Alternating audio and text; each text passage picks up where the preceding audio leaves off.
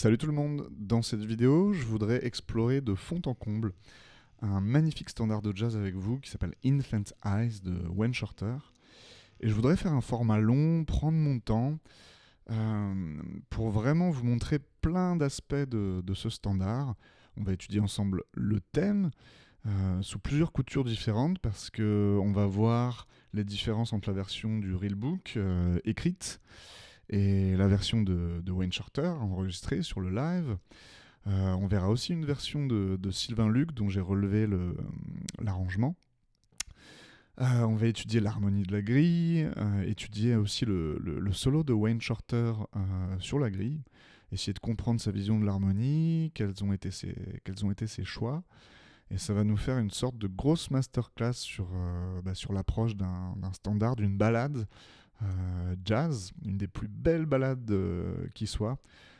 C'est un morceau qui est reconnu comme tel, hein, Infant Eyes. Tenez, si je vous fais écouter le thème, comme ça vous décidez si vous restez avec nous dans la vidéo. Si je vous passe l'intro, vraiment juste le... Bon, je vous mets un petit peu de l'intro quand même. Wayne Shorter, c'est un saxophoniste. Et là-dessus, mettez un casque si vous pouvez, il a un son qui est... fantastique.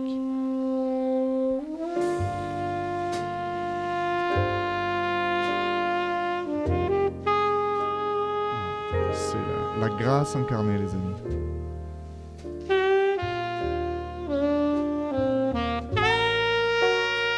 Avec l'harmonie bien tordue à la Wayne Shorter, hein, beaucoup d'harmonie modale. Et en même temps simple dans la mélodie. Des belles valeurs longues, des notes tenues. Donc ça, c'est le tableau. Ça va être le contexte. Et je voudrais vous parler de tout ça. On va prendre le temps, ça va pas être une vidéo de youtubeur qui respecte les codes de YouTube avec l'édition, le montage, la diction parfaite, tout bien chapitré au millimètre près, etc. C'est pas moi de faire ça, au cas où vous l'auriez pas remarqué. Donc je vais vous faire un format un peu comme si vous étiez dans la pièce avec moi. Je vais prendre mon temps. Et vous, je vais vous mettre un chapitrage aussi pour que vous puissiez naviguer dans la vidéo. Vous pourrez voir ce qui vous intéresse. On va voir plein de trucs différents, du solfège, de l'impro, jouer le thème, etc. Donc vous pourrez choisir ce que vous prenez. Et vous pourrez bien sûr regarder cette vidéo en plusieurs fois. Vous pourrez y revenir si vous le souhaitez. Ceci dit, la vidéo va évidemment avoir un très faible taux de watch time, c'est le temps que vous regardez la vidéo, qui est un des paramètres cruciaux pour YouTube. Donc si vous voulez contrebalancer et faire connaître un peu mon travail et partager cette vidéo, mettez un like, abonnez-vous et surtout boostez la vidéo. Il y a une option boost disponible depuis vos téléphones. Ça permet de mettre en avant la vidéo pour YouTube, dire « Hey YouTube, ce contenu est chouette, il faut le mettre en avant. » Ok. Donc... allons-y, il y a plein de moyens d'aborder un standard. Donc ce que je vais vous proposer ici, c'est pas une approche systématique, absolue, la vérité, etc. C'est une des options possibles. Là, moi, pour vous donner un peu de contexte. Infant Eyes, c'est un standard que j'ai découvert à Lisbonne, dans un café jazz, dans le quartier de l'Alfama, qui s'appelle Paraíso 45, pour ceux qui viendraient faire un tour à Lisbonne et qui aiment le jazz. Regardez ce qui s'y passe. Paraíso, le paradis, 45, c'est l'adresse du bar. C'est tenu par une Italienne qui a je crois, des clubs de jazz à New York, et qui a du coup un gros réseau de jazzmen et jazzwomen. Et il y a du beau monde qui passe dans ce tout petit bar minuscule. Et ce soir-là, c'était l'année dernière, je crois, je vois un contrebassiste qui s'appelle Brad Jones, qui a interprété Infant Eyes avec un pianiste, je crois que c'était Zamora, un pianiste cubain. Et c'était la grande claque. C'était un moment vraiment hors du temps. J'ai été scotché par le standard, par leur interprétation. Le contrebassiste a dit par la suite que c'était un de ses standards préférés. Et je comprends pourquoi. C'est vraiment une magnifique ballade. Et j'y avais pas touché. Je l'avais noté dans un coin, mais je m'y étais jamais attaqué. Et là, l'autre jour, ça m'a repris comme ça. J'ai ouvert mon Realbook là, qui traîne à côté. Et j'ai regardé s'il était dedans. Parce que vous n'avez pas tous les standards dans toutes les versions du Realbook. Et il se trouve qu'il y était, donc mon approche du standard, là, ça a même pas été de relever le thème à l'oreille, comme je le ferais plutôt d'habitude. Là, j'ai pris le Realbook et je me suis amusé à lire. Ça faisait longtemps que j'avais pas lu. Et donc je me suis dit, tiens, il est facile, on va voir comment il est écrit. Et je trouvais ça intéressant de le faire avec vous. On va le faire ensemble, on va le décortiquer solfégiquement parlant, parce que c'est assez accessible, c'est assez facile, même si vous y connaissez pas grand-chose en solfège rythmique. Et ça va être intéressant ensuite de voir la différence entre ce qui est marqué sur le Realbook et ce qui est vraiment joué par Wayne Shorter sur l'album. Ok. Donc allons-y. Premier chapitre, la lecture et le déchiffrage du standard. Ici, vous voyez, si on fait que regarder à la grille, si on fait que regarder ce qui est écrit, on voit qu'il y a un schéma qui se répète. On voit qu'en début de mesure, on a des valeurs longues, en l'occurrence ça s'appelle une blanche, ça dure 2 temps, qui est liée du coup sur le 3e temps. Et ensuite on a 3 croches pour terminer, sur le et du 3, le 4 et le et du 4. Donc là, vous voyez, ça fait vraiment en termes de rythme 1, 2, 3 et 4 et boum, ça passe à la suite. Et là, rebelote vers leur longue, blanche pointée, ça dure 3 temps. Une noire. Et à nouveau ici, on retrouve le même schéma, exactement le même schéma qu'ici. Et ça, c'est un truc que vous pouvez noter dans toutes les mélodies bien faites, que ce soit dans un standard de jazz ou dans de la variété française ou dans tout ce que vous voulez. Il y a de la structure rythmiquement, il y a des choses qui se répètent dans les morceaux et c'est ce qui donne la cohérence au propos. Et le solfège rythmique est une bonne façon de s'en rendre compte visuellement. Parce que quand vous l'entendez, quand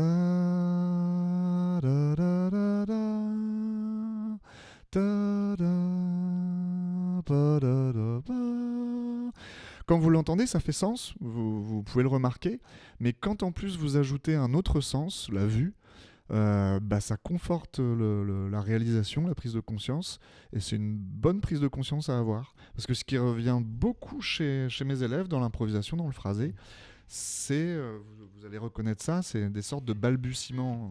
De tout le monde qui essaye d'improviser la première fois sur la gamme de la mineure pentatonique, ça donne souvent des trucs du style...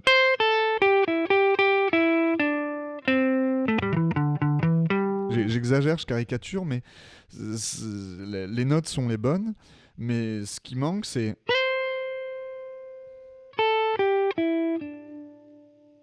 un minimum de placement rythmique pour que ça commence à ressembler à quelque chose. Donc faites attention à ça, pensez à ça. Donc voilà, on remarque une cohérence dans l'écriture de la mélodie. Vous avez des éléments qui se répètent, blanche, noire, blanche, noire. Donc c'est vraiment structuré. Et vous avez une partie A ici, et ensuite une partie B qui commence là. Vous allez voir, l'harmonie va s'envoler ailleurs. Et à la fin, une reprise du thème. Donc, quelques rudiments de solfège rythmique pour que vous puissiez lire avec moi. Et vous en êtes tous capables, je vous assure, c'est très très bête le solfège rythmique. Je vais vous emmener sur Guitar Pro, que j'ai ouvert ici. Sur Guitar Pro, quand on est à la noire, et qu'on est à 4 temps par mesure, une noire équivaut à un temps. Donc pour remplir une mesure, on peut en mettre 4. Ensuite, c'est qu'une histoire de division. Si j'écris une blanche, ça vaut 2 temps. Donc c'est l'équivalent de 2 noirs. Donc si je veux remplir ma mesure ici, j'ai 2 temps là, le 3e et le 4e. Si je divise encore, je vais obtenir une ronde, et la ronde, elle vaut 4 temps, donc 4 noirs. Donc pour remplir ma mesure, je peux en mettre qu'une. Voilà. Après, il va falloir changer de mesure. Si on va dans l'autre sens, en dessous de la noire, si vous la divisez par 2, vous avez la croche. Donc pour égaler la noire, il vous faut 2 croches. Ce qui veut dire que dans une mesure à 4 temps, vous pouvez en mettre 8. 4 x 2, 8. On n'a pas besoin d'aller jusqu'au double croche parce qu'il n'y en a pas dans le thème. Là, tout ce qui nous manque pour pouvoir lire le thème rythmiquement, c'est la notion de note pointée. Une note pointée, c'est une note à laquelle on met un point sur la droite de la note. Attention, parce que quand on met un point en dessous, ça veut dire autre chose. Mais quand vous avez un point sur le côté droit de la note, ça indique qu'on rajoute la moitié de la valeur de la note. La moitié de la valeur de la note.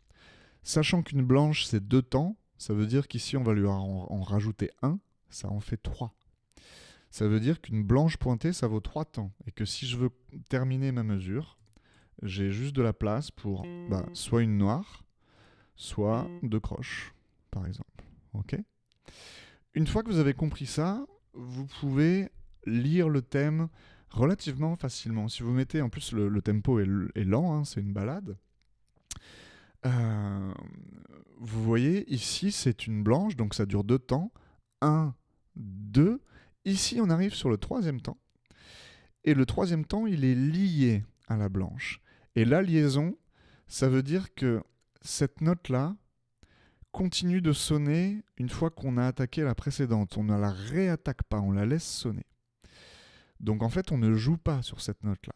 On laisse celle-ci sonner. Donc en fait, on va réattaquer sur le « et » du 3. C'est ici que tombe le 3e temps. Ici, c'est 2 temps. On tombe sur le 3e.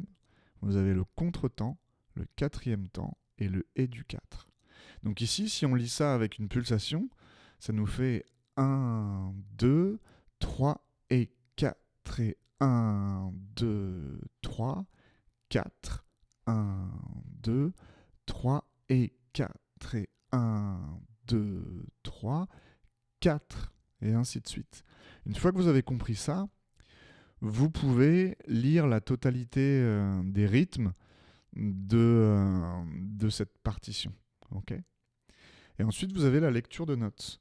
Et la lecture de notes, je vais le reprendre depuis le début avec vous, sans faire 1 heure sur le solfège rythmique, mais juste pour donner des bases ici. La clé de sol, comme son nom l'indique, elle vous indique que le 2e interligne en partant du bas, ça indique la note sol. Si je la mets ici, voilà, ça c'est un... On peut le mettre au début, ça c'est un sol. Et ensuite, vous vous déplacez d'interligne en ligne. Vous voyez, l'interligne, j'ai pas besoin de vous faire un dessin, c'est l'espace qu'il y a entre 2 lignes. Et ces interlignes et ces lignes, ça respecte juste l'échelle ascendante et descendante en partant du sol. C'est-à-dire qu'après le sol, vous avez un La. Puis après un La, vous avez un Si. Puis après un Si, vous avez un Do, un Ré, un Mi, un Fa, un Sol, un Fa, un Mi, un Ré, Do, Si, La, Sol, Fa, Mi, et ainsi de suite. Donc ça, c'est vraiment... il ne faut pas s'en faire une montagne, parce que du coup, le principe est vraiment simple. Et ensuite, vous avez les altérations, les dièses et les bémols, où les notes vont rester au même endroit, mais on va juste leur mettre un dièse ou un bémol pour les augmenter ou les diminuer d'un demi-ton. Okay. Donc si j'essaye de lire avec vous la première ligne, par exemple, je vois que je vais commencer, si je commence directement sur le sol ici, je vais commencer sur un Fa. Il y a des conventions aussi en termes de solfège. Le Fa que vous avez, je vais effacer. Il y a une histoire de hauteur de note. Parce que ce Fa, vous savez que vous pouvez le jouer à différents endroits sur le manche. Le Fa qui est écrit ici, c'est un Fa qui se joue à cette hauteur-là sur la guitare.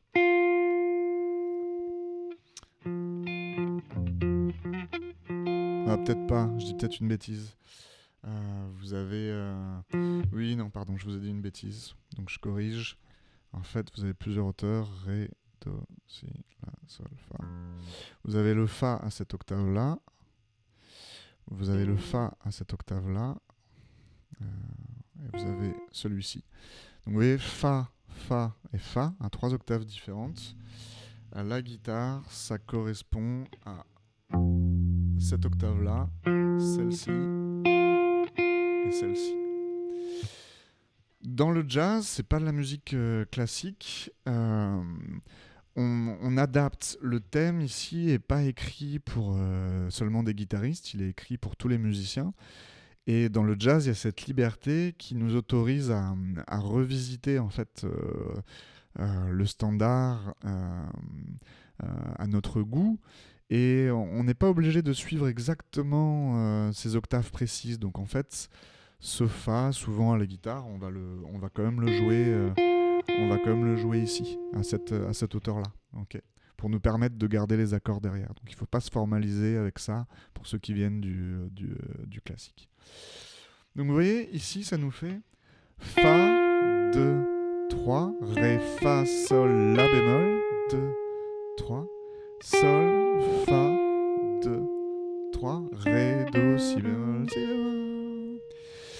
Et ici, j'ouvre une parenthèse sur justement la connaissance des notes sur le manche.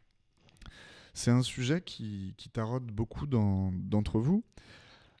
Et beaucoup d'entre vous se posent la question oui, mais alors moi, tu es bien gentil, Samy, mais ce genre de truc, je suis à des années-lumière, je connais pas les notes sur mon manche. Puis ça m'intéresse pas, puis de toute façon, il y a les tablatures, j'ai pas besoin de savoir lire. En fait, la connaissance des notes sur le manche, elle est cruciale. Pas forcément pour ce que vous pensez. C'est-à-dire que la connaissance des notes sur le manche, ça sert pas du tout uniquement à la lecture. Ça sert déjà à retrouver les toniques de ces accords et de ces gammes, ce qui est utile. Et à comprendre l'harmonie sous-jacente et à savoir pourquoi j'ai certaines notes qui sont bémol ou dièse. Et ça va être quand même utile en impro. Même si, et on y viendra plus tard, mais même si, une fois qu'on sait dans quel système on est, on va surtout penser à intervalle. Mais ça ne veut pas dire qu'il faut opposer connaître son manche en intervalle ou en note. Il y en a beaucoup qui pensent ça. Il y en a beaucoup, après avoir vu des vidéos sur YouTube, qui disent « Vous n'avez pas besoin des notes, pensez juste intervalle ». Il y a une partie qui est vraie, penser intervalle, c'est super. Moi aussi, je pense tout en intervalle. Mais c'est pas à opposer. Il n'y a pas d'opposition, les deux sont nécessaires. Vous le comprendrez aussi à l'usage et avec de l'expérience. Les altérations des notes vous donnent énormément d'informations sur l'harmonie. Comment apprendre les notes sur le manche ? Quand j'ai commencé la guitare classique, à 5-6 ans, je ne sais plus exactement, le premier cours, et je vous assure que c'est vrai, parce que je l'avais déjà expliqué dans une vidéo, il y avait un troll, pardon, mais probablement quelqu'un de très jeune et peut-être pas très immature, qui m'avait dit on est d'accord que tu mens quand tu dis que tu as fait ça dans ton premier cours et que c'est juste pour les vues sur YouTube. Je veux dire, les amis, j'ai pas l'âge de faire ça. Mais probablement que la personne qui a dit ça, ça avait l'air d'être quelqu'un d'être très très jeune, mais qui croyait pas que lors de mon premier cours de guitare, mon prof, Jean-Luc, force à toi si un jour tu tombes cette vidéo et que tu te souviens du petit Samy de 5-6 ans, Jean-Luc et son chien, son labrador noir Gaspard, que je salue dans l'au-delà. Vraiment, mon premier cours de guitare, c'était... alors, Samy, la première corde, c'est mi grave. Non, on avait commencé par la chanterelle. Il m'avait dit, voilà, la corde la plus aiguë, on appelle ça la chanterelle. Il n'avait pas l'accent du sud, c'est moi qui le fais. Et sur la première case, on a un Fa, puis ici, du coup, un Fa dièse, un Sol dièse. Et pendant plusieurs cours, plusieurs semaines, je me rappelle qu'en échauffement du cours, on avait ici, comme ça, ce passage où je devais apprendre par cœur les cases. Alors, bon, débat énorme, que faut-il faire avec des enfants de 5-6 ans, en pédagogie, etc. J'ai beaucoup de gratitude pour les cours de Jean-Luc, qui m'a beaucoup appris en classique sur la technique, et j'ai adoré avoir des cours avec lui. Donc, objectivement, je lui en tiens pas rigueur là-dessus. Par contre, je pense pas que c'était la meilleure méthode pour apprendre les notes sur le manche. Chez moi, on apprend les notes sur le manche avec un but, avec un objectif, avec du contexte. Et donc, chez mes élèves, dès qu'on étudie un objet, euh, une gamme, un arpège, bien sûr, on le pense en intervalle, 1, 2, 3, 5. On le pense aussi en notes, la, si, do, dièse, mi. Et on y met surtout un sens harmonique, c'est-à-dire qu'on essaie de comprendre quelle est la clé qu'il y a derrière. Si je joue la gamme de mi majeur,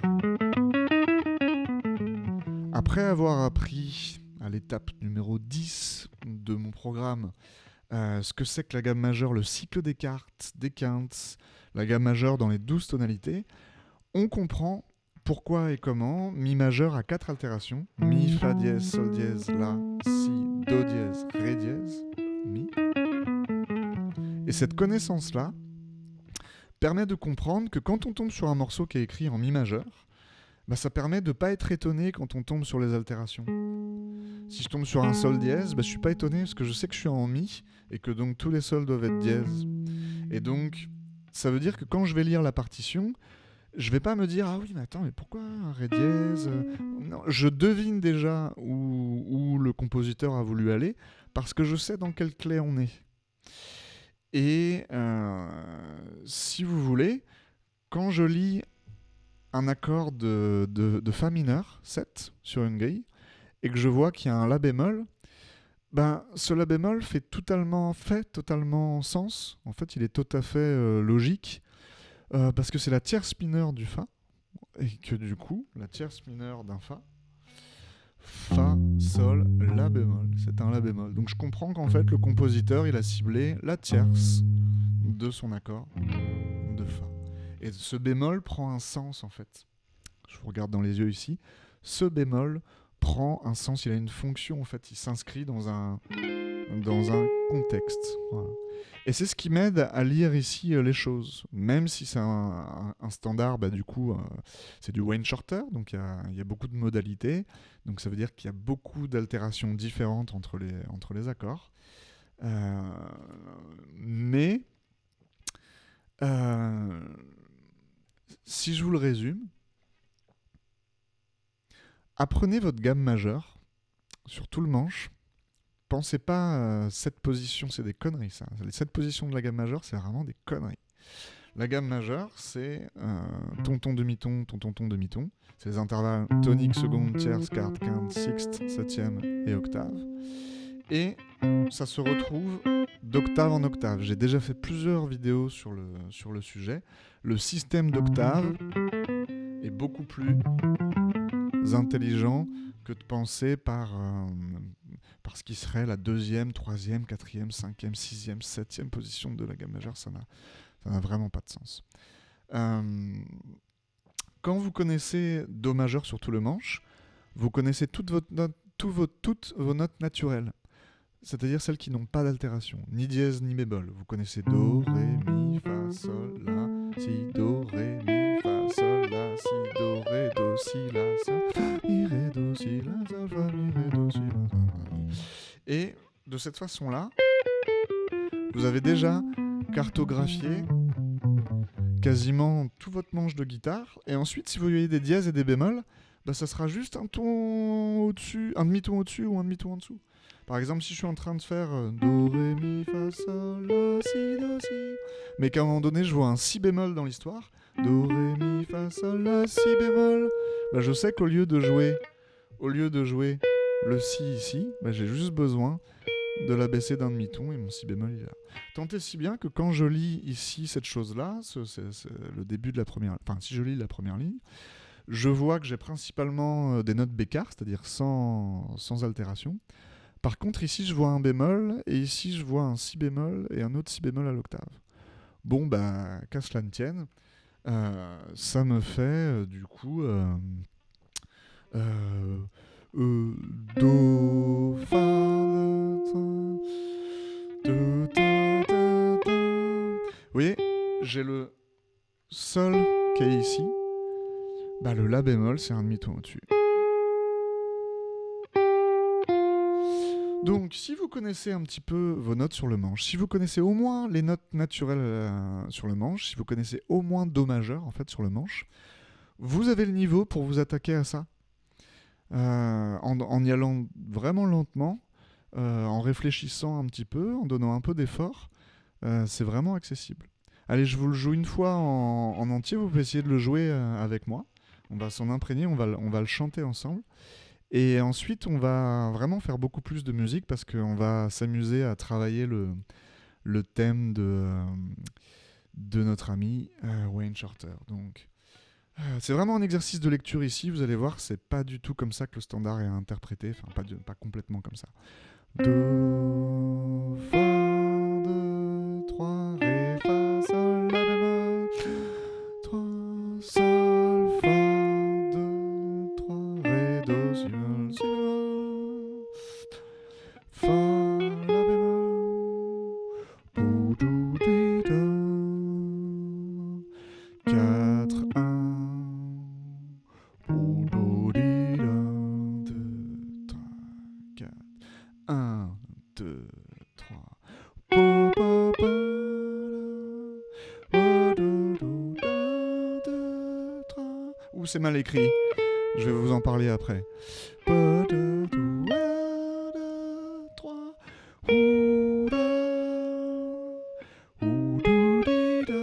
Joli.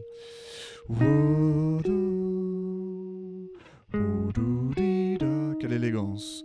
Mais là, c'est un peu à l'allemande, on le joue un peu de façon martiale, sans côté ternaire, vraiment juste 1 et 2 et 3. Et c'est la marche militaire allemande un petit peu, alors que c'est pas du tout l'esprit du standard. Donc c'est vraiment juste un exercice de lecture que je trouve très adapté pour quelqu'un qui débuterait le solfège rythmique avec un peu de logique. Hein. On n'apprend pas le solfège rythmique quand on a 40 ans, comme quand on est un enfant de 5-6 ans. Okay.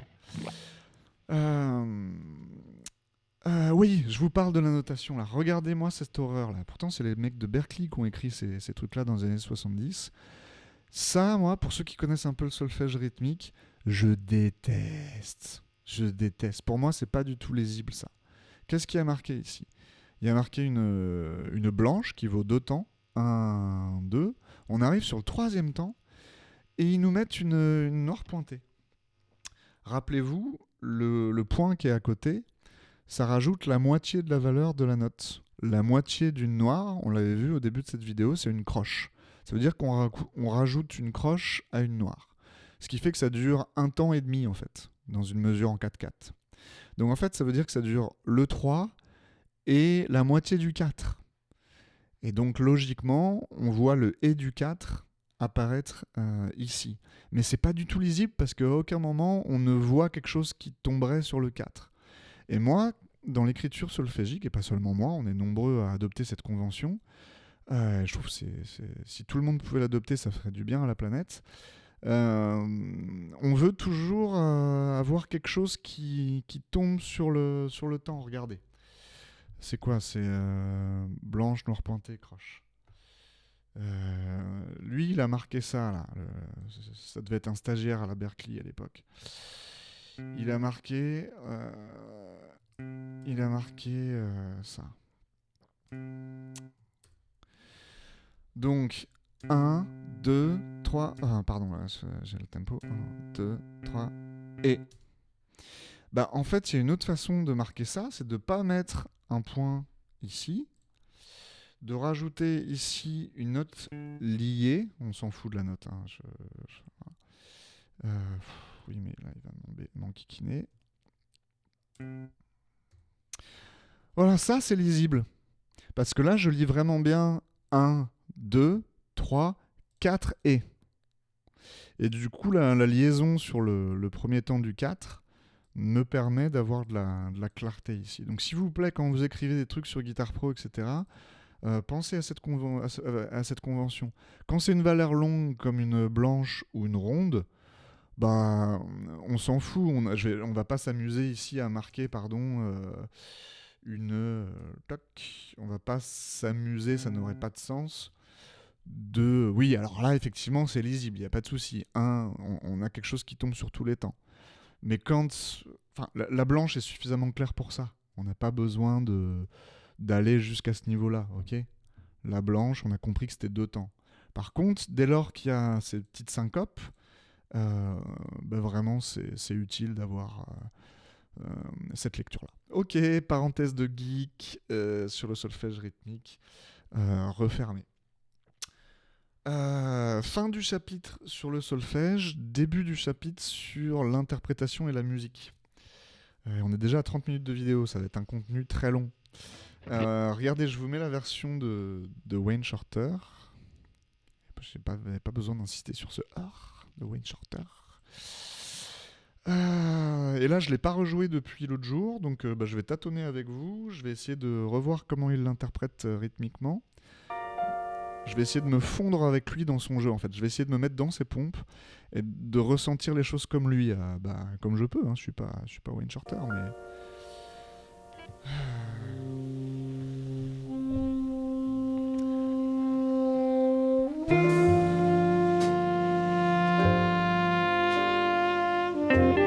Excusez-moi, je suis pas du tout dedans parce que là, je suis en train de penser à quelque chose de technique. Je suis en train de penser à cette caméra qui m'ennuie. Voilà. Et là, maintenant, on peut y retourner. Et d'ailleurs, je vais pas bosser avec YouTube. Je vais me mettre mon transcribe. Ça sera plus confortable.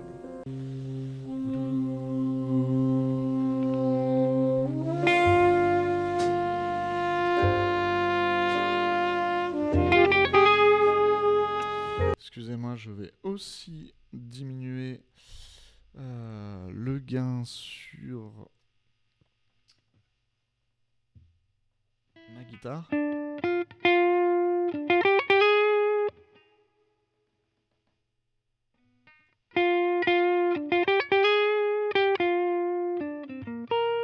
Ok, on est bon, on va pouvoir y aller, désolé.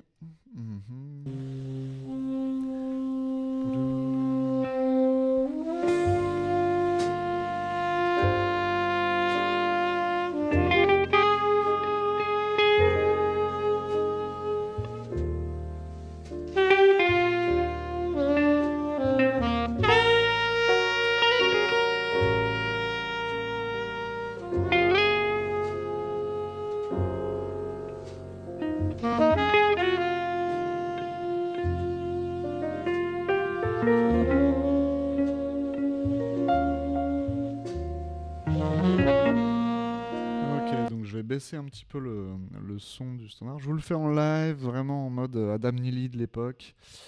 Donc un petit mot pour vous expliquer ce que je fais là. Puis après on va re-rentrer dedans ensemble bien quand même. Là c'est juste de l'échauffement. Bien sûr que ça n'a pas de sens d'essayer à la guitare, surtout avec une guitare demi-caisse avec un son quasiment dry, de jouer le thème exactement comme le fait Wayne, où tout réside dans le son du saxophone avec le sustain, leur capacité à maintenir la note et à jouer avec leur souffle et à donner à la note une intensité, une profondeur. Que nous, on ne peut pas réaliser sur la guitare. Donc là, il faut bien comprendre le périmètre de l'exercice. C'est juste de rentrer dans ses pompes pour comprendre son placement rythmique et son intention, ce qui va nous aider à mieux comprendre le standard et par la suite à l'interpréter à notre sauce. Mais déjà, avant de l'interpréter à notre sauce, on veut ressentir comment lui l'a senti. Enfin, en tout cas, c'est mon parti pris. Donc je re-rentre dedans et il faudra le temps qu'il me faut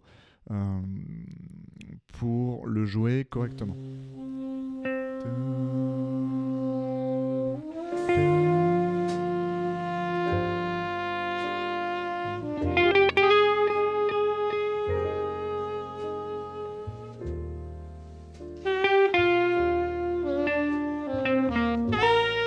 hauteurs sont beaucoup plus longues.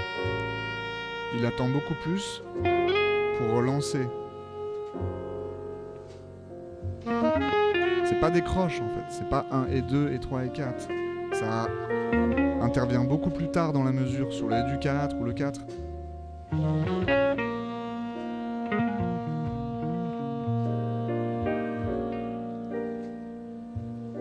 Le B.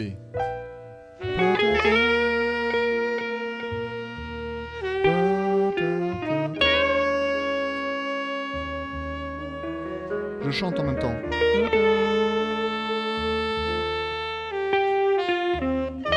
Donc les notes sont bien écrites, hein, c'est juste pas le bon placement rythmique.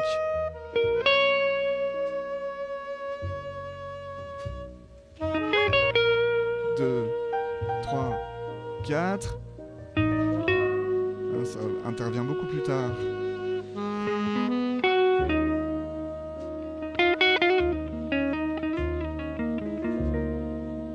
Et à nouveau le thème.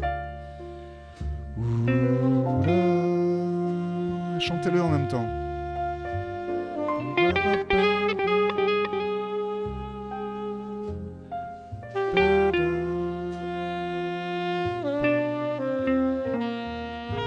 Je fais pas forcément des doigtés extraordinaires là, il y aurait mieux à trouver.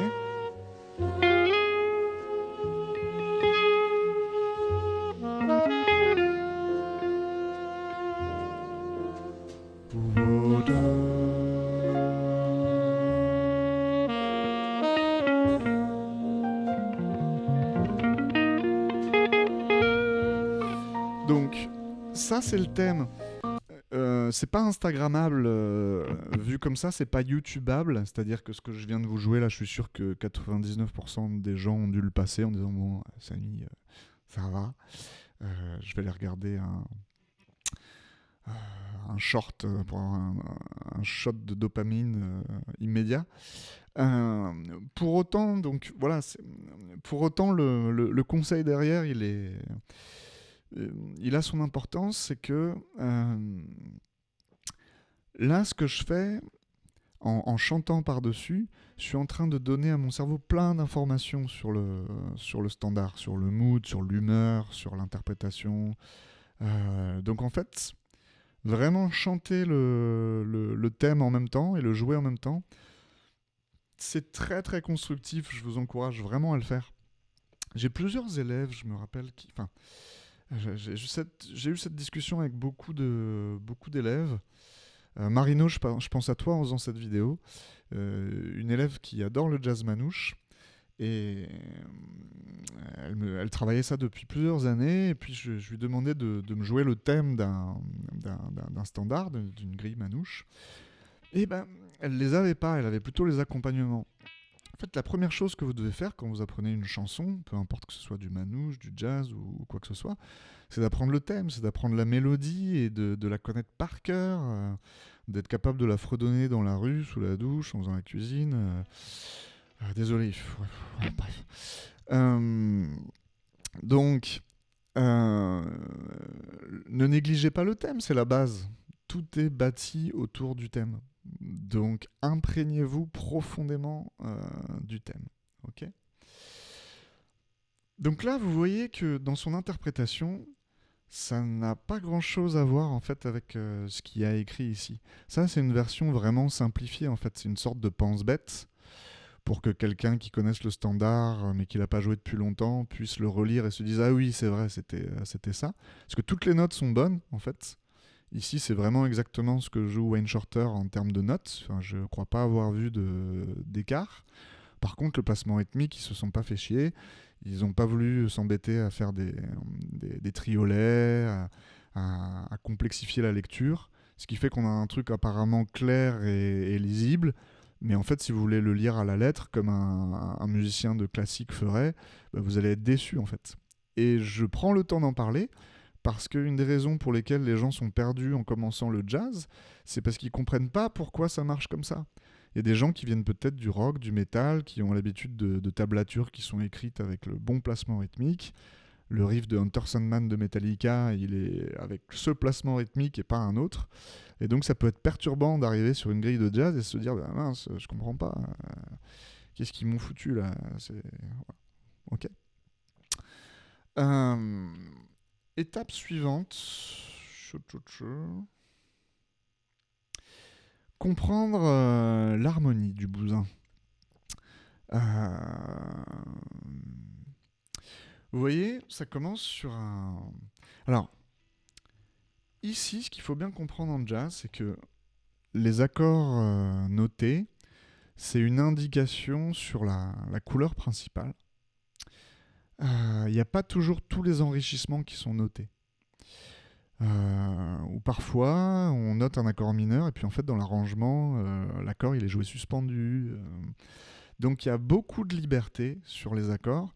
Et ce qu'il faut comprendre au-delà de la notation, c'est cette histoire de couleur. Dès qu'on rajoute une neuvième, une onzième, etc., ça a la même fonction, c'est le même accord pioché au même degré dans sa clé d'origine, mais on va jouer avec des couleurs qu'on va rajouter ou enlever. Okay, par exemple, là, sur l'A7 bémol 9, ils auraient pu être plus précis. En fait, il y a la 13e qui est conservée dans l'enregistrement. Ils ne l'ont pas mis. Si on écoute un peu ça... non, ça c'est le solo, on va en parler après. On va revenir au début. Donc clairement on a un sol mineur 7 derrière.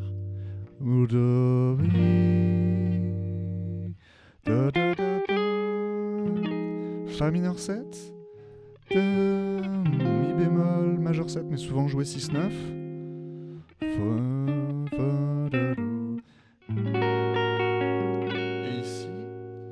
Vous avez ce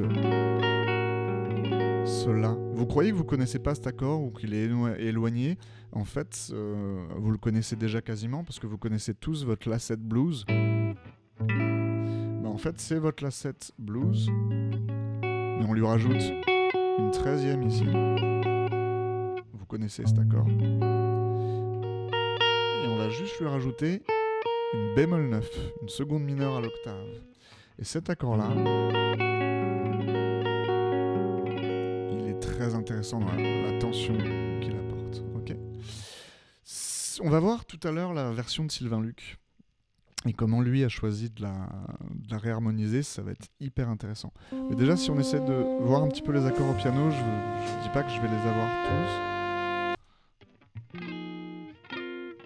On pourrait jouer aussi suspendu ici le sol mineur 7. On pourrait aussi le jouer avec ce voicing. On peut le jouer comme ça marchera, mais... Pardon, excusez-moi. Ça, c'est quoi? C'est la tonique, la quarte, la 7e mineure et la tierce mineure de l'accord. C'est juste l'équivalent d'un sol mineur 7 avec une 11e. Apprenez ces voicings, je vous les montre ici, retenez-les parce que vous allez les voir partout. Sol mineur 7, vous connaissez, mais ici... un tour en dessous, vous mettez ce qu'on appelle une 11e, une quarte à l'octave. Dans un même genre, vous avez ce voicing qui est plus éclairci parce qu'on le joue dans un autre registre. Et dans le jazz, ces voicings suspendus, ces voicings... enfin, suspendus. Là, on a quand même la tierce, mais... c'est des voicings qu'on va pouvoir facilement déplacer et utiliser dans des transitions. Vous verrez tout à l'heure que Sylvain Luc utilise ce voicing dans son arrangement.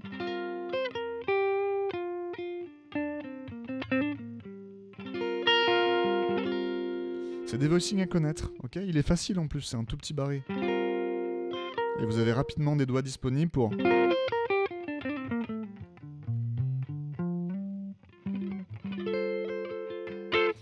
Donc... toujours pareil en jazz, liberté, il n'y a pas du tout une seule façon de jouer un accord, il y en a 36 minimum. Ok, là on va revenir sur le mi bémol majeur. Et là clairement le mi bémol majeur, il est au minimum 6-9.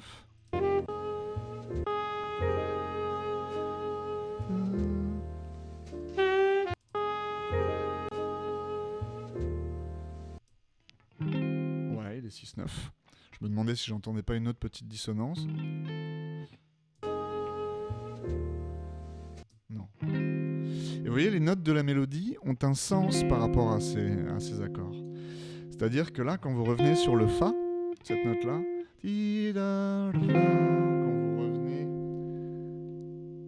quand vous revenez, tac tac tac, ici sur le Fa, bah ce Fa c'est la 9e de ce Mi bémol majeur, plus que ça, ce Mi bémol 6-9 en fait. Là vous voyez, si vous êtes débutant en jazz, vous voyez Mi bémol majeur 7, vous avez appris avec quelqu'un ou en regardant sur internet qu'est-ce que c'est que le voicing de Mi bémol majeur 7. Et vous avez ça. Et là, vous écoutez le standard de jazz et vous entendez ça. Et vous vous dites, bah scrogneux, qu'est-ce qu'on m'a fait comme mauvais coup? Moi, je joue ce que j'ai appris. Il y a marqué sur la grille Mi bémol majeur 7, donc je joue ça. Et par contre, ce que j'entends est différent. Ben oui, c'est là que rentre la liberté, les connaissances, les transferts, les connexions qu'on peut faire entre les concepts. En fait, sur ce genre de degré, majeur 7, on peut jouer majeur 9, 6-9. Il y a plusieurs possibilités. Ce voicing-là, vous avez la tonique, la tierce, la sixte et la 9e. Il est beaucoup plus coloré, beaucoup plus doux. Vous n'avez pas la tension de la 7e majeure ici. Non, il est doux. Okay. Et la note de la mélodie, elle est là. Donc depuis le début, vous voyez, si on fait ça... excusez-moi, pourquoi je fais ça? Si je l'harmonise avec un tout petit voicing. Do, la, sol, sus avec la 11e. Fa mineur 7, donc c'est la tierce. La note de la mélodie, c'est la tierce. Ça, c'est la 9e.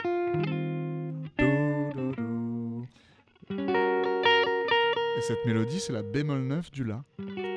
Donc vous voyez, en fait, à l'origine du standard de la chanson, il y a un thème.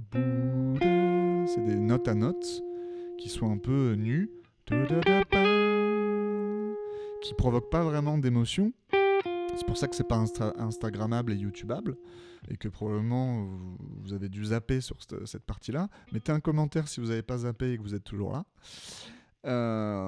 Et tout prend sens dès qu'on colle des accords derrière.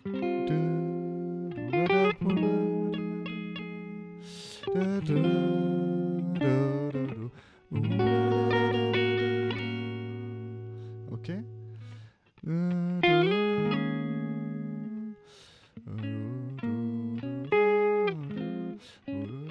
Faudra que je reprenne après derrière. On va voir ça avec l'arrangement de Sylvain Luc. Faudra que je me réchauffe dessus parce que là j'ai beaucoup trop parlé. Je suis beaucoup trop dans l'explication, dans le mental et plus dans le jeu. Mais non, on va l'explorer quand même.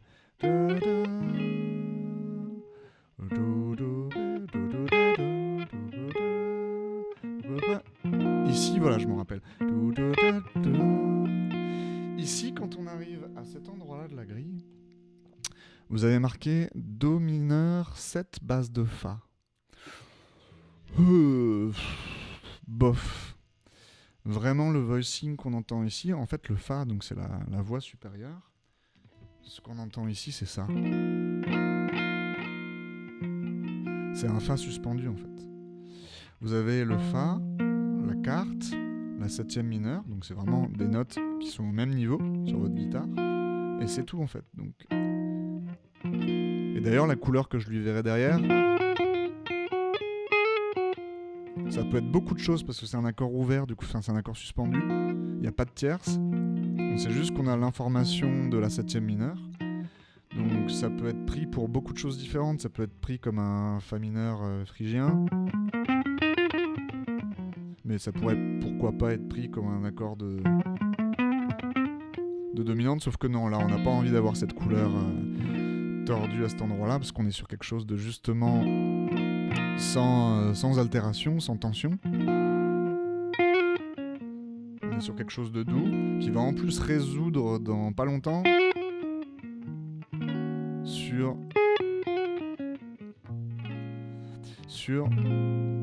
un si bémol mineur. Donc regardez cette ligne avec moi, ici, là, la deuxième ligne. Je vais peut-être commencer à vous parler des clés et des couleurs qu'il y a derrière. On va faire ça. Je vais boire une gorgée d'eau. Parce que je suis non-stop depuis bien 45 minutes, là. Hein. Là, on y est depuis 50 minutes, ouais, c'est ça. Il faut que je boive un petit peu.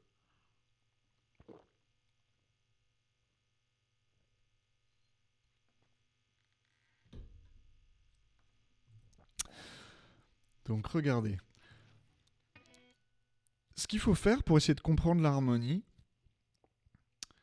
il n'y en a pas beaucoup qui en parlent. Parce qu'il y a des vidéos très bien faites sur Infant Eyes. Hein. Il y a la vidéo d'Adam Neely notamment qui est assez complète. Il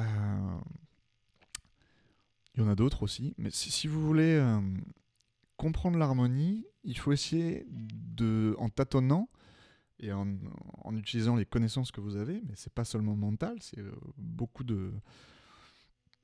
d'écoute de couleurs, c'est essayer de comprendre quelle est la couleur sous-jacente. Ce sol mineur 7 qui est au début, avec ce fa qu'il y a sur la voix supérieure. C'est vraiment le voicing qu'on pourrait jouer ici, hein, c'est celui que jouera Sylvain Luc. Ce voicing-là, un sol mineur 7, qu'est-ce que ça peut occuper comme place dans les systèmes que vous connaissez ? Si vous connaissez la gamme majeure et son harmonisation, ça peut être à la 3e place, à la 2e place, à la 3e place ou à la 6e place. Ça peut être un degré 2, 3 ou 6. Et je réfléchis même pas là juste de façon fonctionnelle en harmonie tonale, je vous parle juste de référence par rapport à la clé. Si c'est le degré 2 de Fa, même si on n'est pas du tout en Fa majeur, en termes d'altération, il y aura un Si bémol. Et ça sera du coup une couleur dorienne. Si c'est un degré 3 de Mi bémol, ça sera phrygien. Si c'est le degré 6 de Si bémol, justement, il y aura 2 altérations à la clé. Si bémol et Mi bémol. Donc ça sera éolien. Qu'est-ce qu'on a envie d'entendre ici ? Pardon, on n'a certainement pas envie d'entendre ça.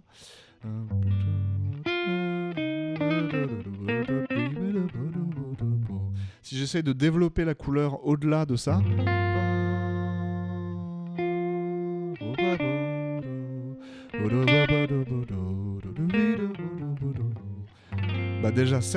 déjà, avant d'aller au niveau de la clé pentatonique de sol mineur, carrément. J'ai une pédale de frise, utilisons-la.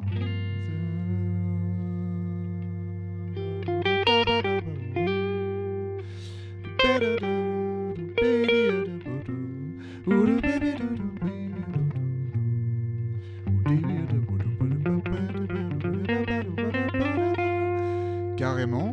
Et si je veux aller au-delà, j'entendrais plutôt de l'éolien. Ça ne veut pas dire que c'est la seule solution possible, mais là, si je devais improviser au-delà de la pentatonique,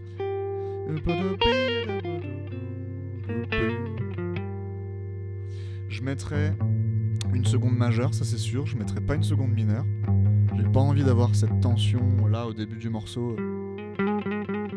Elle fait pas sens du tout, c'est pas du tout l'esprit. On est justement sur quelque chose d'ouvert, d'éthéré.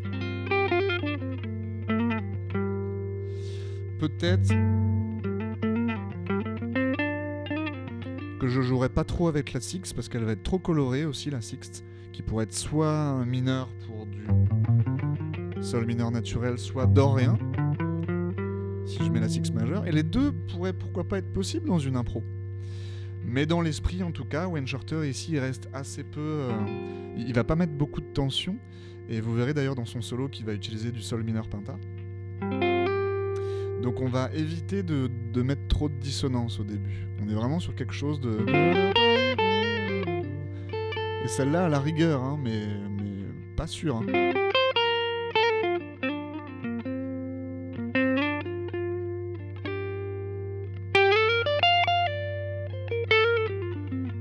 ça, c'est la couleur qu'il y a sur le premier accord.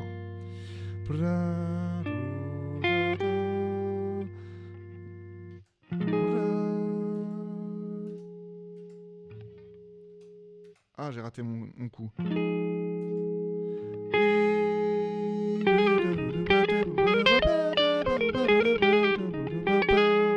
Là, j'entends ça comme couleur.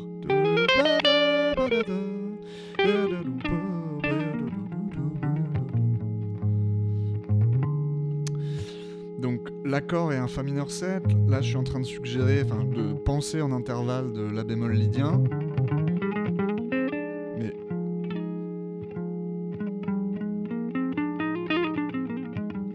donc, en fait, la vraie couleur par-dessus ce Fa mineur 7, c'est Fa dorien. Ça veut dire qu'on est dans la clé de Mi bémol majeur, l'accord qui vient juste après.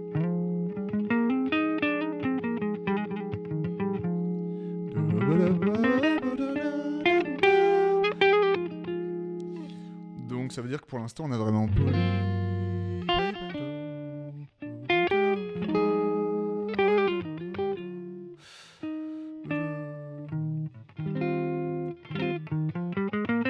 Et sans surprise, ici quand on arrive sur le Mi bémol majeur 7, la couleur qu'on a par-dessus, c'est la même clé que Fa mineur 7.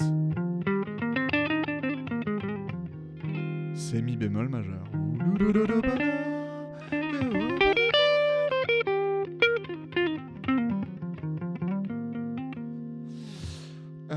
Donc ces deux accords-là sont dans la même clé. Et ensuite, on s'écarte puisqu'on va avoir cette surprise avec le La7, bémol 9 et la 13e. Et ça, les amis, un musicien de jazz, quand il voit ça, il y a un système qui clignote tout de suite à ses oreilles. C'est la gamme demi-ton-ton. Ça ouvre un autre chapitre, il faudra que je pense à le mettre dans le chapitrage. Mais la gamme demi-ton-ton, c'est, comme son nom l'indique, demi-ton, ton, demi-ton, ton, demi-ton, ton, demi-ton.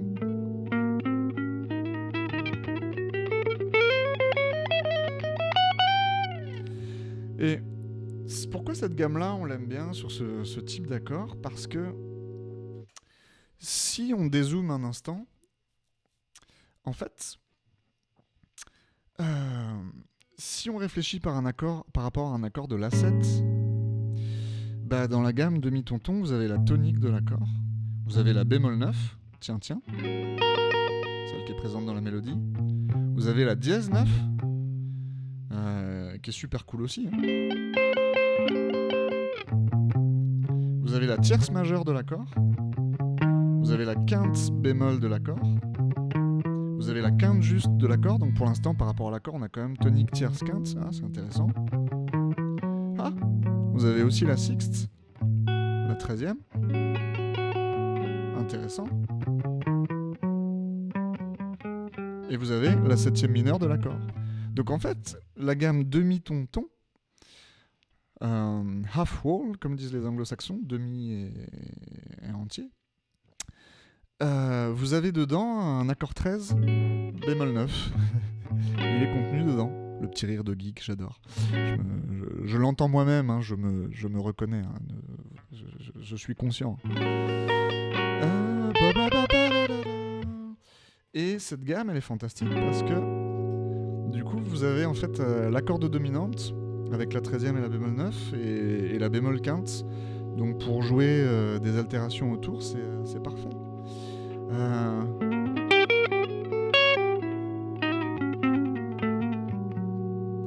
C'est une gamme qu'on étudie à la fin du programme que j'ai, parce que ces concepts-là, c'est des choses qu'on voit après avoir vu plein d'autres choses. Au module où on voit cette gamme demi-ton-ton, on voit ensemble comment elle s'utilise. Parce qu'en fait, vous avez plein de possibilités de triades à utiliser là-dedans. Non, pas celle-là. Mais il y a une façon de naviguer dedans. Vous n'allez pas utiliser cette gamme en faisant...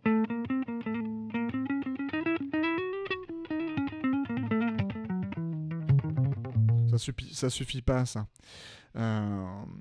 Bref, parenthèse refermée. Mais gamme demi-ton-ton, dès que vous voyez un accord de dominante qui est potentiellement avec une bémol 9, un des systèmes possibles dessus, c'est demi-ton-ton. Half Wall. Hall. HW. Vous trouverez ça chez les anglo-saxons. Ok, bien. On va vérifier tout ça en plus en analysant le solo de Wayne Shorter par la suite.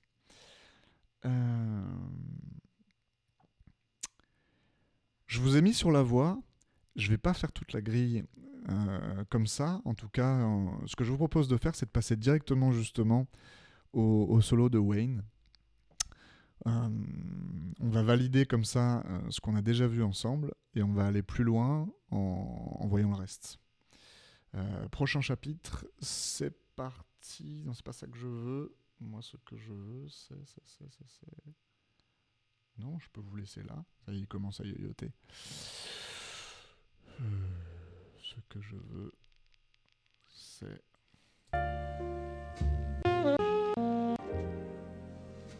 C'est ça que je veux. Donc le début du solo.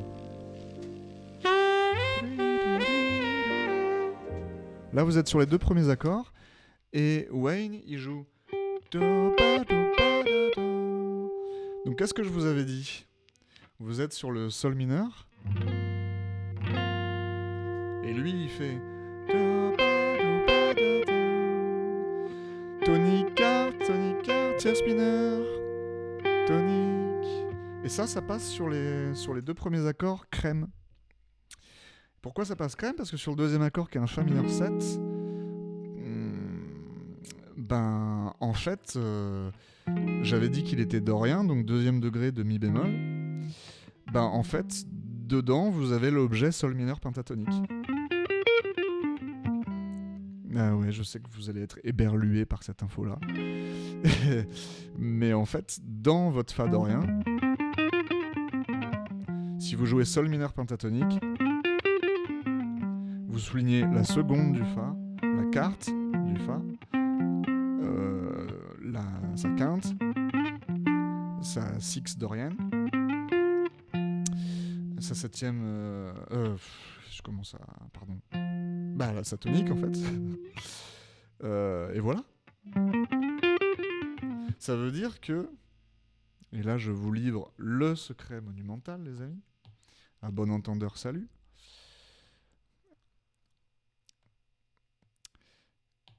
En fait, si je note la couleur sur ces accords, sur le sol mineur 7, on a dit il y a plusieurs options possibles, mais on va retenir éolien. Voilà. Et ici, on a dit la couleur, c'est dorien.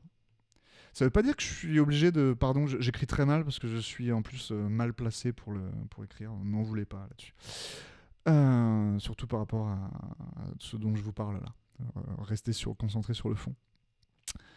Ça veut pas dire que je dois absolument penser dans ma tête à ces positions de mode. Arrêtez avec les positions. Ça, c'est des couleurs. C'est le cadre, c'est l'ensemble de la palette de couleurs que je veux là-dessus. Mais ces cadres, ils contiennent des sous-objets. Et en l'occurrence, il y a un sous-objet commun aux deux qui s'appelle Sol mineur penta. C'est illisible mon truc. Sol mineur penta. Ça peut passer sur les deux. Et ça peut même passer sur les 3 en fait, puisque dans mi bémol majeur 7, dans mi bémol majeur, on a aussi sol mineur penta. Donc en fait, sur les 3 premières mesures de cette grille, on peut improviser en sol mineur penta. Et ici, du coup, je vais changer de couleur parce que mon vert, il était horrible. Ici, half wall, demi-tonton. Et si on écoute le solo de Wayne Shorter, si je me remets là...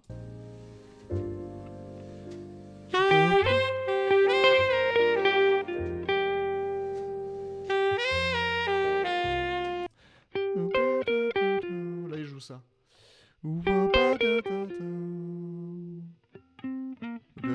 Il va jouer ça. On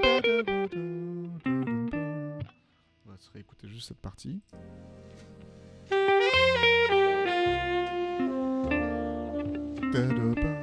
Donc il est vraiment sur les systèmes dont on a parlé ici. sol mineur pentatonique, et il rajoute un peu des notes de mi bémol majeur, mais on est totalement... Non, on est dedans. Il sort même pas de la penta. Donc on est tout à fait dedans. Et là ensuite vient l'accord La7 bémol 9 13. Et là, qu'est-ce que joue le piano? À votre avis, je vous le donne en mille, qu'est-ce qu'il va jouer? Donc il est encore sur le mi bémol, il joue la quinte, sixte.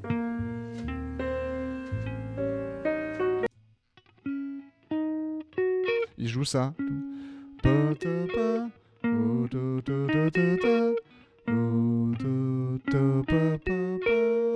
Bah, par rapport à cet accord-là, donc ça c'était encore sur le mi bémol. Là, s'il est arrivé sur le La, bah, c'est la dièse 9, tierce, quinte diminuée,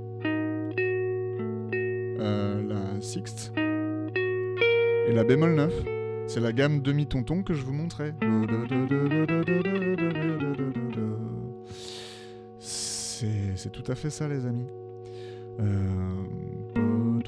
Ça en plus c'est commun aux deux systèmes, donc c'est nickel. Il vient pas jouer le La.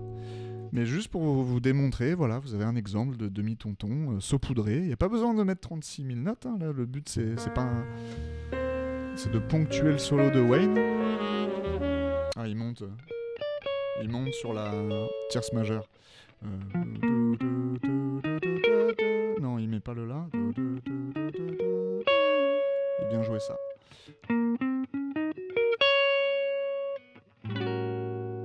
Ok, on continue. Je vérifie quand même que ça tourne encore, que ça marche bien. Oui, 3,2% de CPU, on est nickel. Et lui, qu'est-ce qu'il joue, Wayne Shorter à la trompette? La trompette, excusez-moi, je commence à fatiguer. Au saxophone.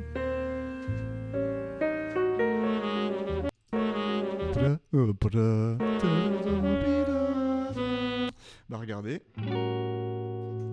Il joue ça, Wayne Shorter.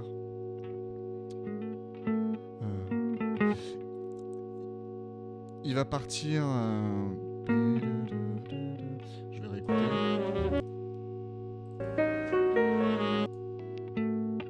Il va jouer... il va partir de la tonique, du La, et il va faire un chromatisme pour arriver sur la septième mineure. Donc un chord tone de l'accord, hein, une des notes de l'accord. Et puis la même chose...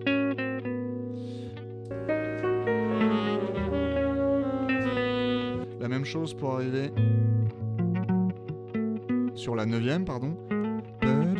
Et donc il part de la tierce, il arrive sur la 9e.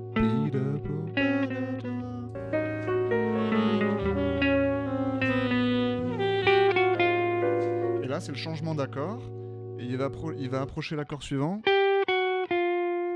en arrivant sur le Fa, qui est du coup le Fa. Qui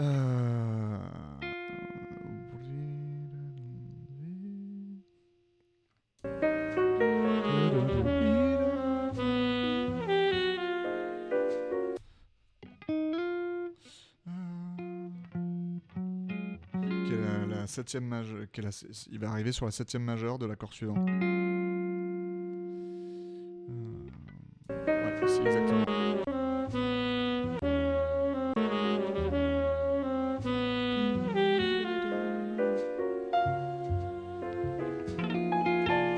Note qui est tenue du coup sur l'accord suivant.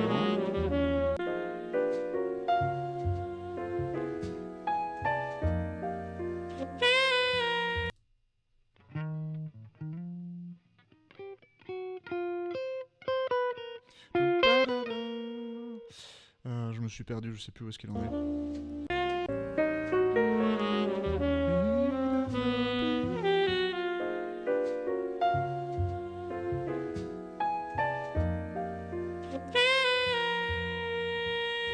Vous voyez, là, en fait, il réutilise à chaque fois la même chose, une petite approche chromatique pour arriver sur des notes cibles.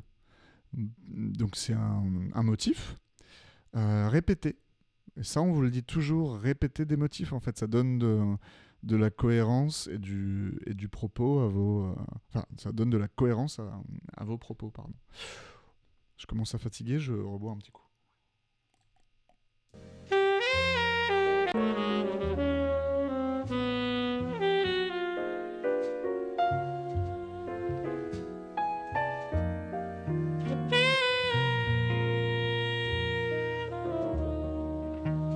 C'est seulement maintenant qu'on arrive sur le mi bémol.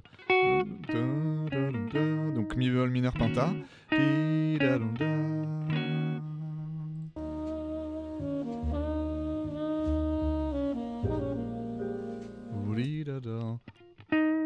là vous arrivez sur cet accord ici, le...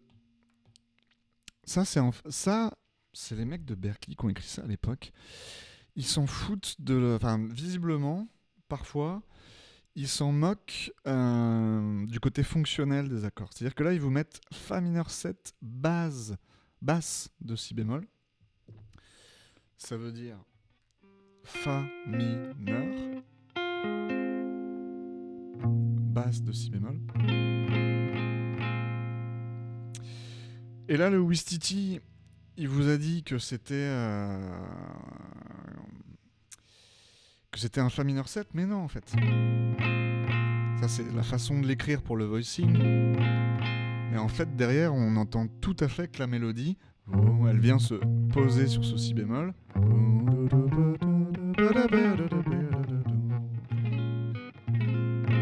C'est un Si bémol mineur en fait, éolien. Ça c'est le point de chute de cette séquence. Vous l'entendez avec la mélodie, et le solo qui fait. Et donc on en revient à ce que je vous disais tout à l'heure. Développer la couleur que vous entendez par-dessus le voicing. Devinez.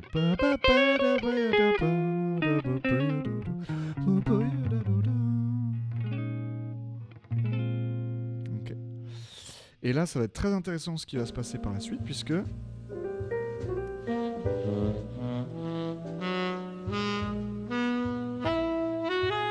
Voilà, on va faire un petit focus sur cette mesure. Cette mesure, c'est celle-ci, la dernière. Celle sur le Si bémol 7, dièse quinte, dièse 9. Ça, pareil, ça déclenche chez les musiciens de jazz un système quasi automatiquement, même si ce n'est pas le seul possible. C'est la gamme altérée. Et la gamme altérée, c'est le 7e mode du mineur mélodique, mais on l'utilise en dehors de... Enfin, on le considère vraiment comme un système à part entière. La gamme altérée, ça fait ça, regardez, on est sur un Si bémol. La gamme altérée, c'est tonique, seconde mineure, tierce mineure, quarte bémol, quinte bémol, sixte mineure, septième mineure, octave. Regardez à nouveau. Ça commence comme la gamme demi-tonton. Mais ensuite, vous avez une succession de 4 tons. Parce que c'est un des modes du mineur mélodique. Et le mineur mélodique, c'est comme ça que c'est construit. C'est le 7e mode. Donc en fait, le mineur mélodique, c'est ton, demi-ton. Et ensuite, ton, ton, ton, ton. Ton, demi-ton, ton, ton, ton, ton. C'est facile. Et là, du coup, demi-ton, ton, demi-ton, un ton, un ton, un ton, un ton. Ça, c'est la gamme altérée. Et l'accord que vous avez ici, c'est un accord de Si bémol 7, mais avec une quinte augmentée et une dièse 9. C'est cet accord-là. Et là, lui, il va jouer cette couleur-là et écoutez ce qu'il joue exactement au saxophone.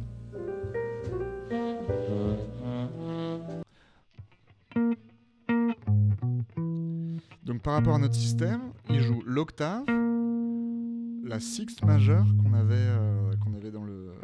Non, la septième mineure, pardon. Il joue tonique à l'octave, la septième mineure, la bémol 9, la dièse quinte, il joue la sixte mineure, la septième mineure. Il joue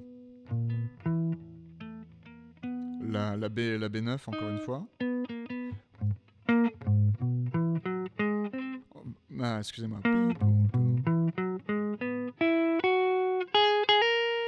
Il joue que des notes qui appartiennent à ce système de gamme altérée.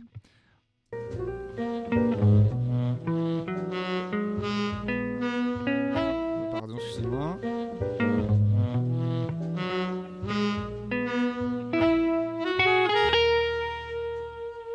Donc, c'est pour ça que c'est à ça que ça sert l'harmonie en fait, c'est de mettre des noms sur des couleurs, des systèmes, pour savoir les retrouver quand on tombe dessus et faciliter tout le boulot. Parce que je vois déjà certains Ouistiti bien connus qui vont me dire moi ça me saoule toute cette théorie, juste je vais écouter ce qu'il fait et je vais entendre, je vais essayer de repiquer à l'oreille qui fait ça. Mais quand vous voyez l'accord, que vous savez très bien que c'est un cas classique de venir jouer la gamme altérée dessus et que vous reconnaissez la couleur parce que le mec est en train de cibler des intervalles qui correspondent à ce système, est-ce que vous croyez pas que ça accélère immensément le relevé? Parce que du coup, on peut quasiment deviner ce que la personne va jouer. On sait déjà où poser nos doigts parce qu'on sait déjà sur quelle couleur il va jouer sur la palette, en fait. Vous comprenez ça? Donc, voilà un petit peu.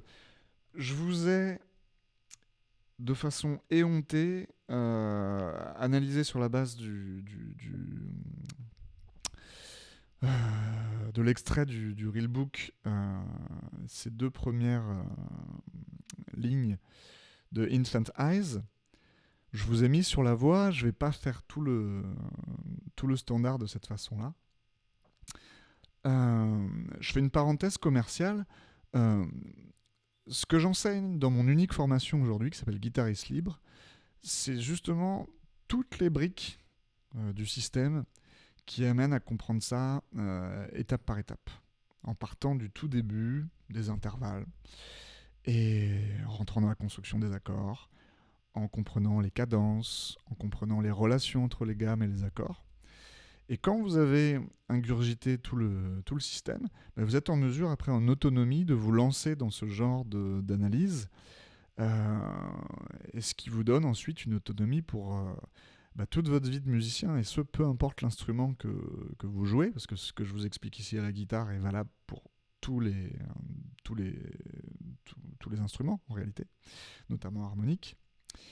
Et c'est ça qui permet de savoir qu'est-ce qui se passe, comment ça fonctionne le machin, qu'est-ce que je peux jouer dessus, quels ont été les choix des personnes qui ont joué par-dessus. Donc, si tout ça pour l'instant, c'est une énorme montagne et que vous vous dites, là je parle aux 2-3 qui se sont accrochés et qui sont encore là à être curieux et à se dire que c'est passionnant. Si vous voulez apprendre ça de façon systématique, vraiment très structurée, vraiment pas à pas, en allant d'un concept à l'autre, de façon à ce que ce soit toujours facile et à ce que chaque nouveau concept permette de déjà débloquer les suivants, mais ensuite de mieux comprendre les précédents, parce qu'il y a plusieurs niveaux de lecture pour chaque concept. Si vous avez envie de suivre un chemin comme ça, il y aura le lien en description, Guitariste Libre. Vous pouvez me contacter, je fonctionne sur candidature, vous remplissez le formulaire pour me dire où vous en êtes, etc. Et ensuite, on discute ensemble du programme, comment ça fonctionne, etc. Parenthèse commerciale refermée. Je vais finir cette vidéo, parce qu'à mon avis, ça peut encore durer un moment, mais en vous prenant l'arrangement de Sylvain Luc. Le magnifique arrangement qu'a fait Sylvain Luc là-dessus. Donc je vais fermer celui-ci et je vais... Donc, j'ai plus besoin de la tablette. Je vais boire un petit peu. Je me suis pris la version de Sylvain Luc avec le trio sud que vous trouvez sur YouTube. C'est la version Jazz à Ajaccio en 2008. Et Sylvain, après une introduction très jolie, va commencer là-dessus. Ici. Je vous laisse l'écouter.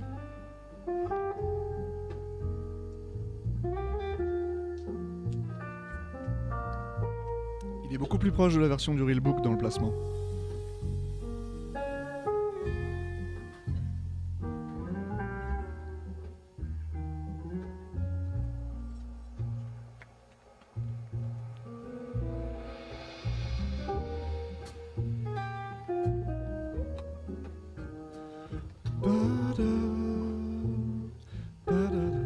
Oui, il respecte le thème. Hein. Elle est très très belle cette version guitare. Avec Jean-Marc Jaffé à la basse, André Ceccarelli à la batterie. Le trio sud, les amis, c'est fantastique. Allez, je vais devoir le redécortiquer moi-même parce que je ne l'ai pas joué depuis quelques jours.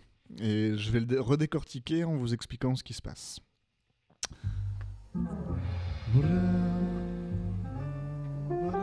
Ah ouais, c'est joli ce qu'il fait ici. Là, il fait ça. Il fait ça. Va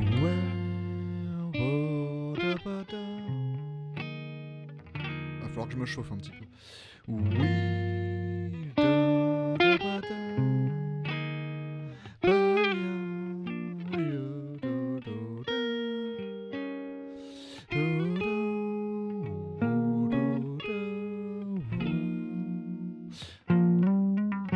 C'est de l'échauffement. Je vais beaucoup mieux le jouer dans 5 minutes.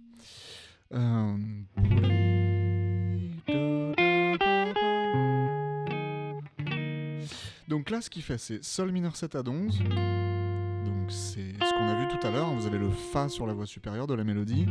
Lui joue ce voicing derrière. Vous voyez déjà qu'il y a de l'interprétation rythmique sur la suite de la mélodie. Il ne respecte pas exactement ce qu'il y a ni marqué sur le Real Book, ni ce que Wayne Shorter a joué.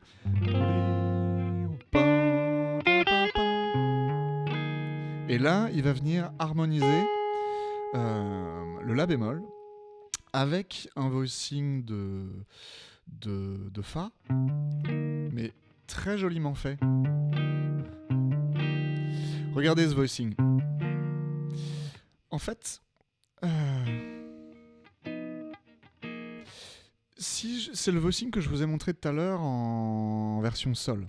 C'est-à-dire que vous avez ici la tonique du Fa, la quarte, la septième mineure et la tierce mineure. Il va augmenter le voicing en venant chercher la quinte ici et va venir jouer quinte sixte majeure. Donc il va jouer la note de la mélodie, venir chercher son voicing, quinte hammer-on sur la sixte. Excusez-moi. Et jouer le reste de l'accord. Et là, ça fait parfaitement sens parce que regardez les amis. Les amis, c'est Jamy. Qu'est-ce que je vous avais dit sur le deuxième degré ? Je vous avais dit qu'il était dorien, le Fa mineur 7. Ok. Je vous avais dit qu'il était dorien. Et pour ceux qui connaissent le mode dorien, bah effectivement, c'est un Fa mineur 7, mais si on joue une sixte, c'est une sixte majeure. C'est ce que nous joue Sylvain ici. Ça, il passe par la sixte. Donc la couleur, elle est confirmée derrière.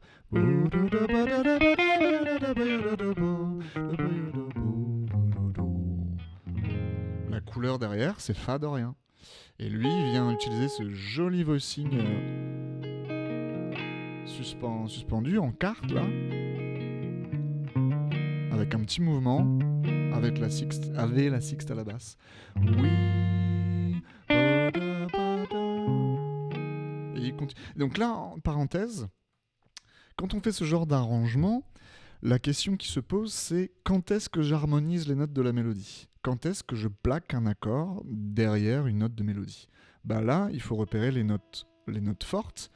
Et là, vous voyez que, en termes, et ça se voit très visuellement sur la partition, là, c'est la valeur longue importante, donc c'est celle qu'on va harmoniser. Ça, c'est une phrase de liaison qui nous conduit à la note suivante importante. Donc évidemment que là, les notes qu'on va harmoniser, c'est celle-ci, celle-ci et celle-ci. Et ça, on n'a pas le temps. C'est des notes qui nous conduisent à la prochaine. Donc là, les accords, ils vont être principalement mis ici, là, là et là, sur les premières notes. Vous voyez, les accords, ici, ça va vraiment nous donner...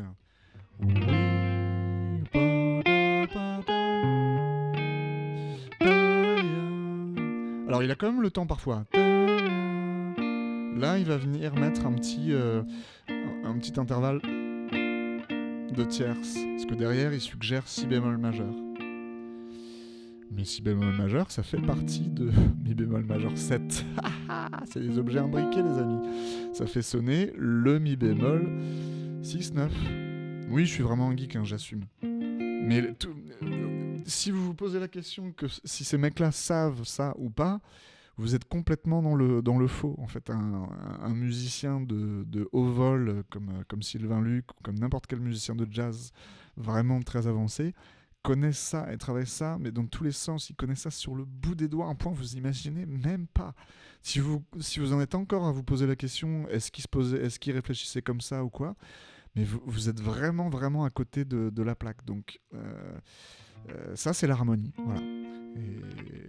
Et c'est à ça que ça sert. Donc, interprétation de la mélodie, des petites trilles, des petits mouvements. Et ça, il va énormément utiliser ça dans l'interprétation du thème. Venir cibler les notes avec des descentes chromatiques comme ça en legato. Oui.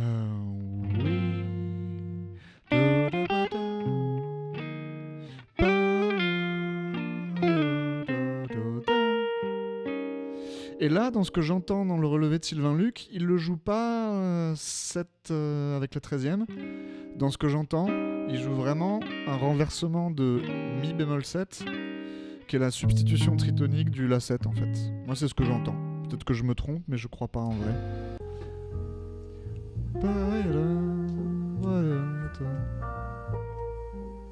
Non, je me trompe pas. Ce que j'entends, c'est vraiment qu'il vient jouer ça sur la basse et ces deux notes-là. Je vous le remets.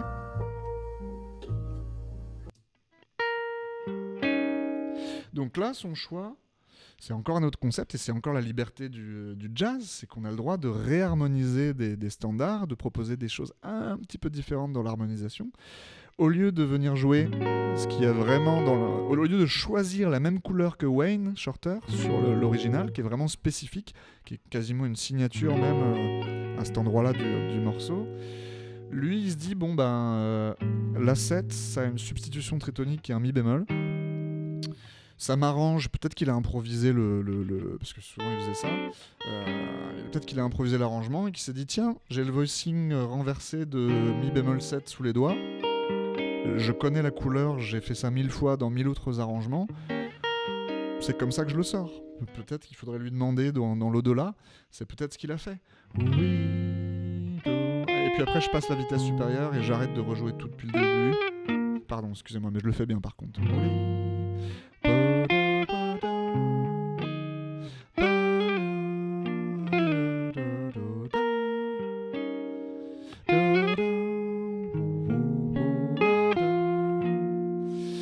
Donc ce qu'il fait par la suite, c'est que sur le sol bémol majeur 7, il va venir ponctuer avec ça. Et ça, qu'est-ce que c'est par rapport à... Ça, en fait, il est en train de jouer sur des intervalles d'un sol bémol majeur 7 enrichi. Parce que cette note-là, c'est la sixte. Cette note-là, c'est la tierce par rapport à un sol bémol. Cette note-là, c'est la quinte par rapport à un sol bémol. Et il vient harmoniser le fa avec le voicing que je vous ai montré tout à l'heure. Le voicing de fa suspendu, de fa sus 4.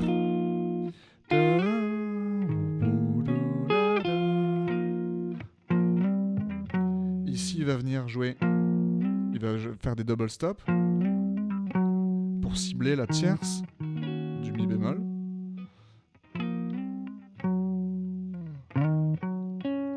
Et la fin de la mélodie, ici, du A en tout cas, vous voyez, c'est marqué dans les registres bas, dans les graves.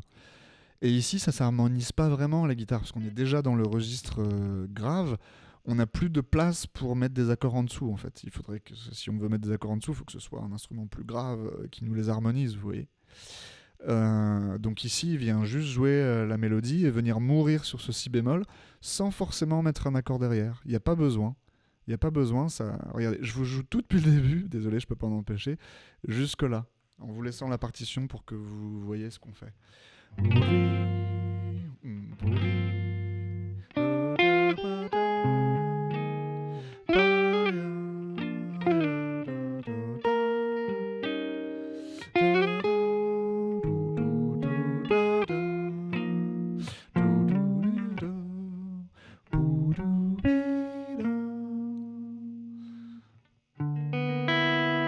Ça, ce que je viens de vous jouer, c'est ce qui va venir jouer ici sur le si bémol 7, dièse 11, dièse 9 ici. Vous vous rappelez, je vous avais dit qu'ici on joue altéré.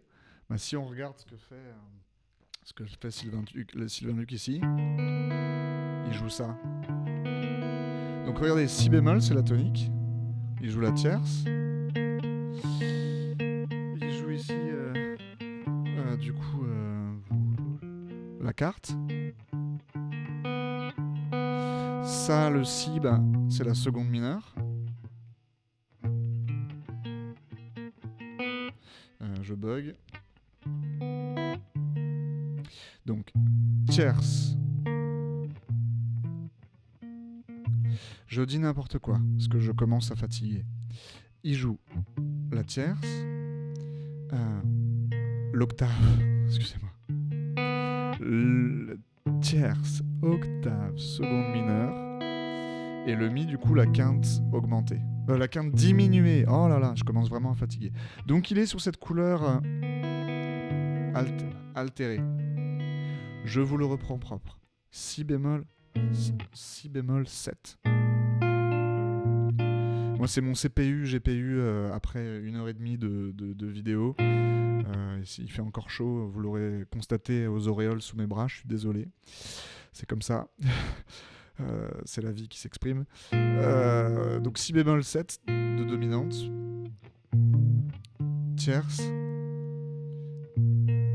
l'octave, seconde mineure, quinte diminuée. Donc très intelligent et très logique de la part de Sylvain de placer cette jolie couleur avec un peu ce côté cluster là. À cet endroit-là. Et ensuite, je vais accélérer un petit peu pour le reste. Allez, je peux pas m'ôter le plaisir de le jouer avec lui quand même. Ouais, je suis contradictoire.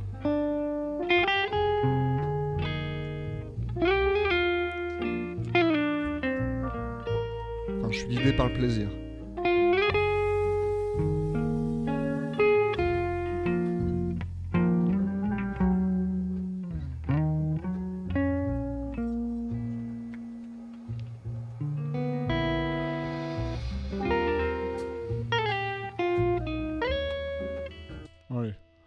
Faut que je le revoie un petit peu ce passage-là. En plus, je bug total. Je sais même plus si je le jouais au doigt ou au médiator, ce truc. Non, je crois que je le jouais au doigt. Hein.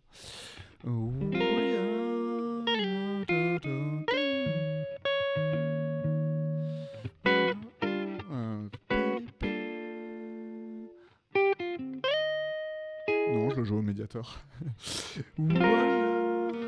Oh, pardon. Allez, on se concentre.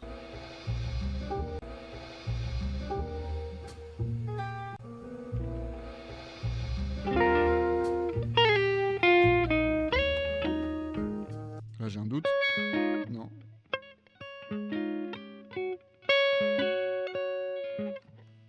Genre, c'est quoi ce vieux doute ?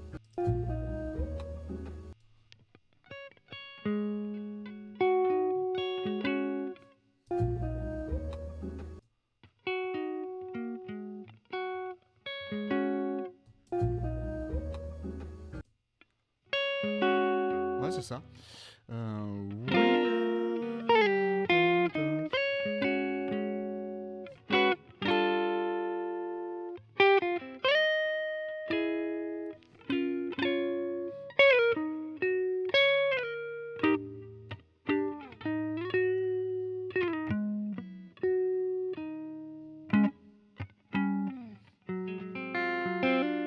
On va voir ça ensemble. C'est bon, je l'ai retrouvé.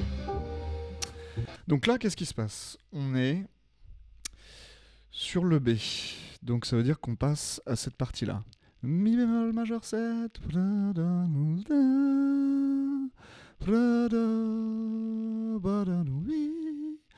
Donc on est sur toute cette partie-là qui est intéressante harmoniquement parce que vous voyez, mi bémol majeur 7, puis ensuite un mi majeur 7 mais avec un mi bémol à la basse. Ouh là là, qu'est-ce que c'est mal noté ce truc-là. À la limite, mets-moi un ré dièse, Coco. Non mais je comprends l'idée d'avoir voulu garder un bourdon et bien faire comprendre qu'en fait on reste sur mi bémol, qu'on reste sur mi bémol à la basse tout du long. Mais c'est juste qu'en termes de fonction par rapport aux accords, dans un mi majeur 7, il n'y a pas de mi bémol. La septième, c'est un ré dièse. Mais je comprends l'idée de dire on garde un bourdon de mi bémol tout du long. Ici, du coup, sur la première mesure, Sylvain, il joue ça.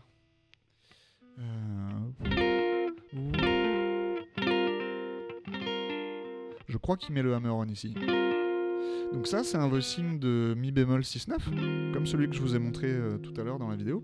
Mais il n'a pas besoin de jouer la basse, il y a Jean-Marc Jaffet qui est déjà sur le coup. Donc lui, il joue le haut de l'accord. Il joue le thème. Et c'est ça qu'il joue après. Il vient harmoniser cette note-là du thème avec ça derrière.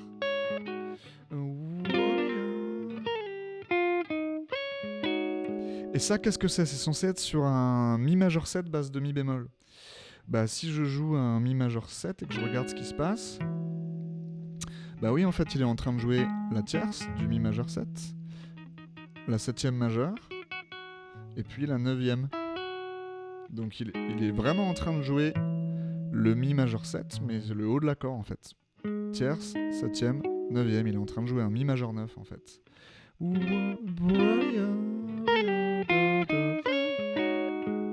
La transition avec l'accord dont je vous ai parlé tout à l'heure en quarte, pour revenir sur du coup mi bémol majeur 7 dièse 11,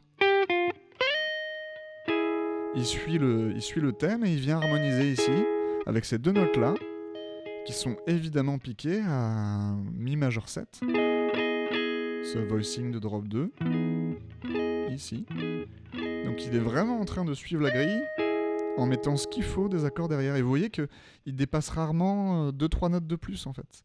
Il n'y a pas besoin de jouer des accords pleins, etc. Et il se dépatouille toujours pour pouvoir avoir la mélodie sur la voix supérieure et venir mettre ce qu'il faut derrière. Je vous rejoue cette séquence. Mi majeur 7, mi bémol, et là on passe à la ligne suivante où il y a le si majeur 7. Il va harmoniser. Là, ce que j'aime bien, ce qu'il fait ici, c'est que il joue vraiment sur le superimposing, sur la superposition, sur la superstructure. Ça, par rapport à un si majeur 7, qu'est-ce que c'est? Il est en train de jouer la 9e, la dièse 11 et la 7e majeure.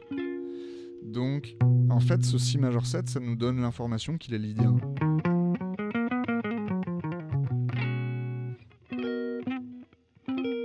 Excusez-moi. Il nous donne des informations sur l'harmonie avec ses choix. Mais lui, en termes de voicing, là, c'est juste une triade mineure qui joue. Mais c'est vraiment le concept de superposition. Il joue sur le haut de l'accord.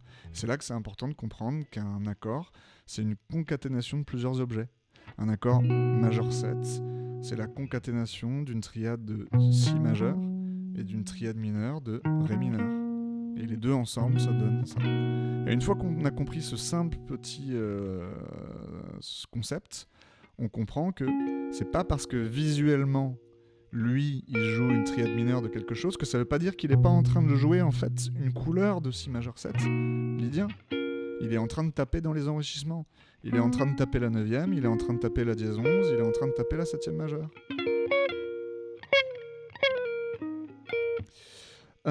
On écoute ça.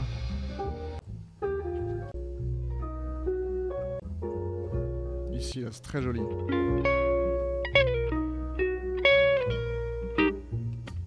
J'adore ce qu'il fait ici parce qu'il a cette note-là qui est gardée sur la voix supérieure et il vient ponctuer avec 2 triades, majeure et mineure. Ça épaissit un peu la mélodie et il le place tellement bien rythmiquement.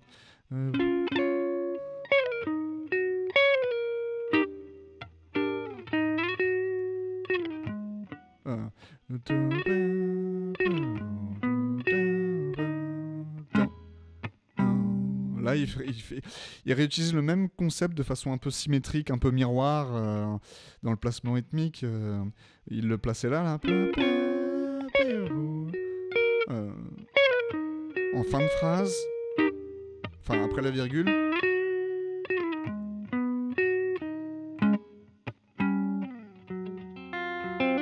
Et je vais finir là-dessus, je vais vous montrer ce qu'il joue là. Laissez-moi revoir la grille, Si majeur 7.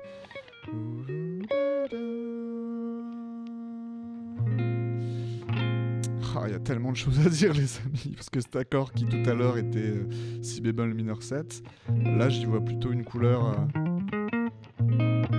pop dominante sur ce passage-là précisément. Prenez ceux qui peuvent au passage. Ici la couleur sous-jacente, ça serait plutôt mixo.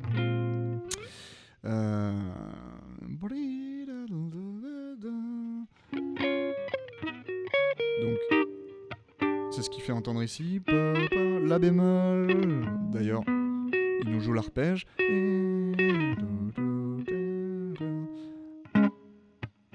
Donc là, on est sur le Si bémol mineur 7.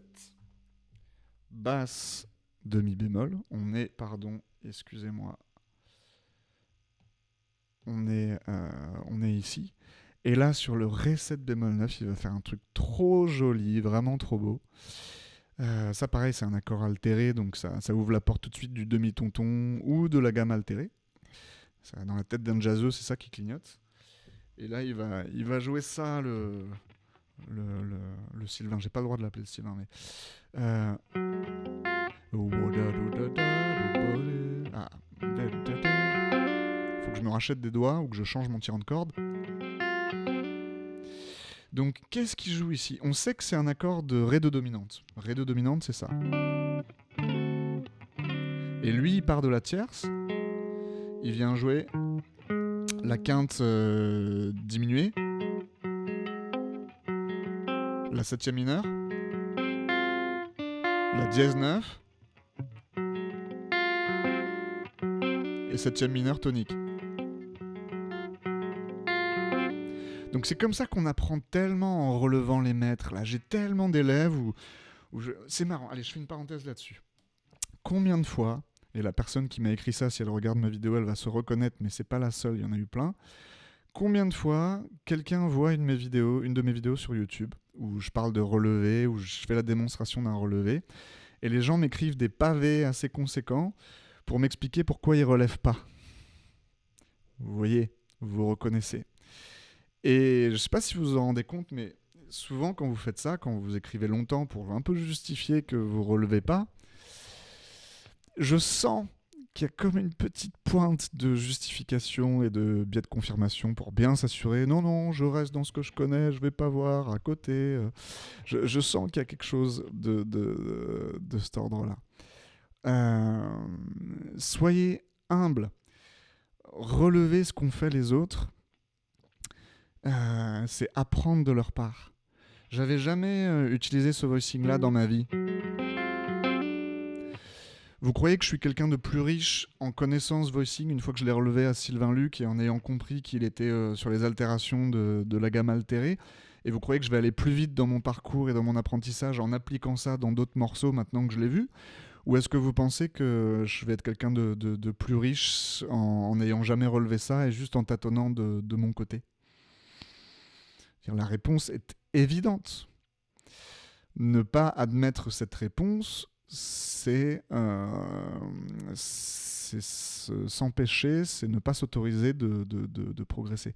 Ça vient souvent de peurs, et de peurs qui peuvent être légitimes, parce que cette vidéo, j'ai parfaitement conscience qu'elle va paraître très bizarre, que quasiment tout le monde aura décroché, à part peut-être quelques irréductibles, mais je suis content de la faire pour vous.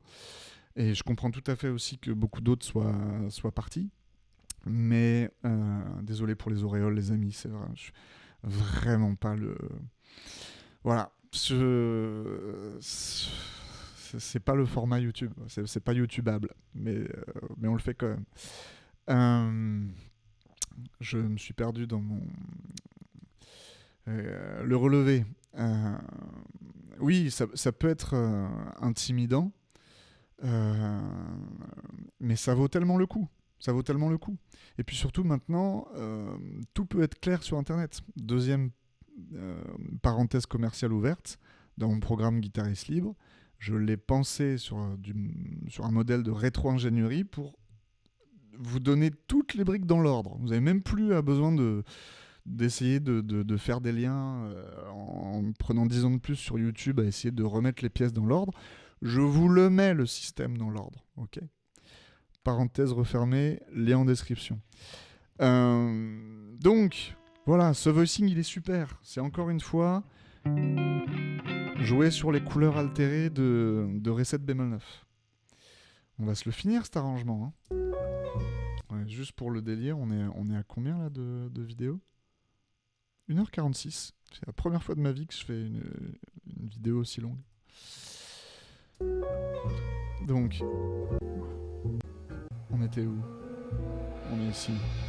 Oh, je me rejoue tout depuis là, on s'en fout. Au point où on en est. Et à chaque fois, je suis obligé de vous le jouer mieux.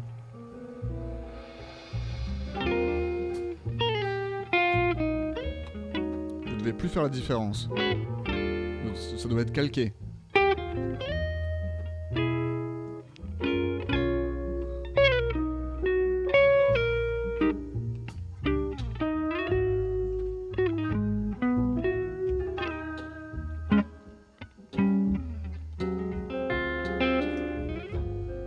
J'avais oublié, mais...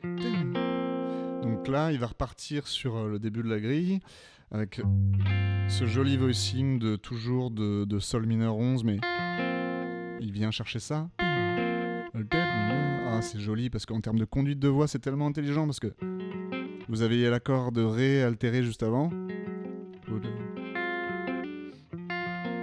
Ah, vraiment...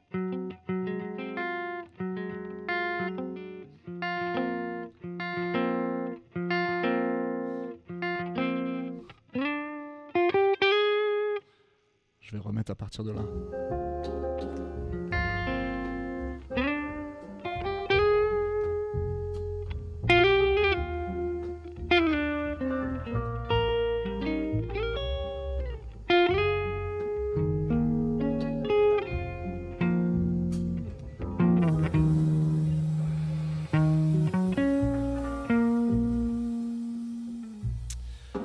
J'ai pas besoin d'expliquer la suite parce que ça reprend les premiers éléments que je vous ai montrés, il y a tout là-dedans. Je vais finir cette vidéo en me le rejoignant depuis le début, cet arrangement de Sylvain Luc. Et après, je ferai une petite conclusion improvisée. Les amis.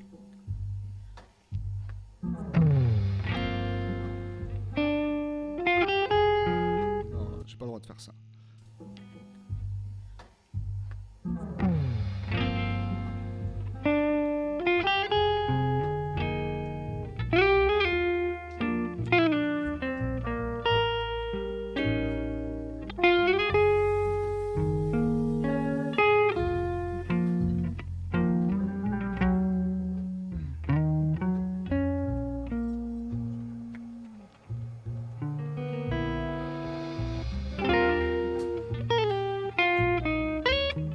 Oh.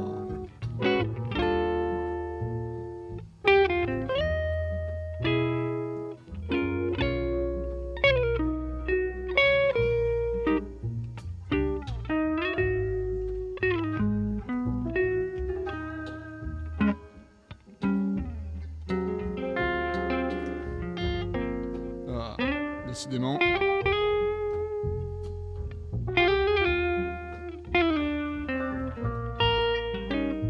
Là, il fait des harmoniques, mais je sais pas comment il fait.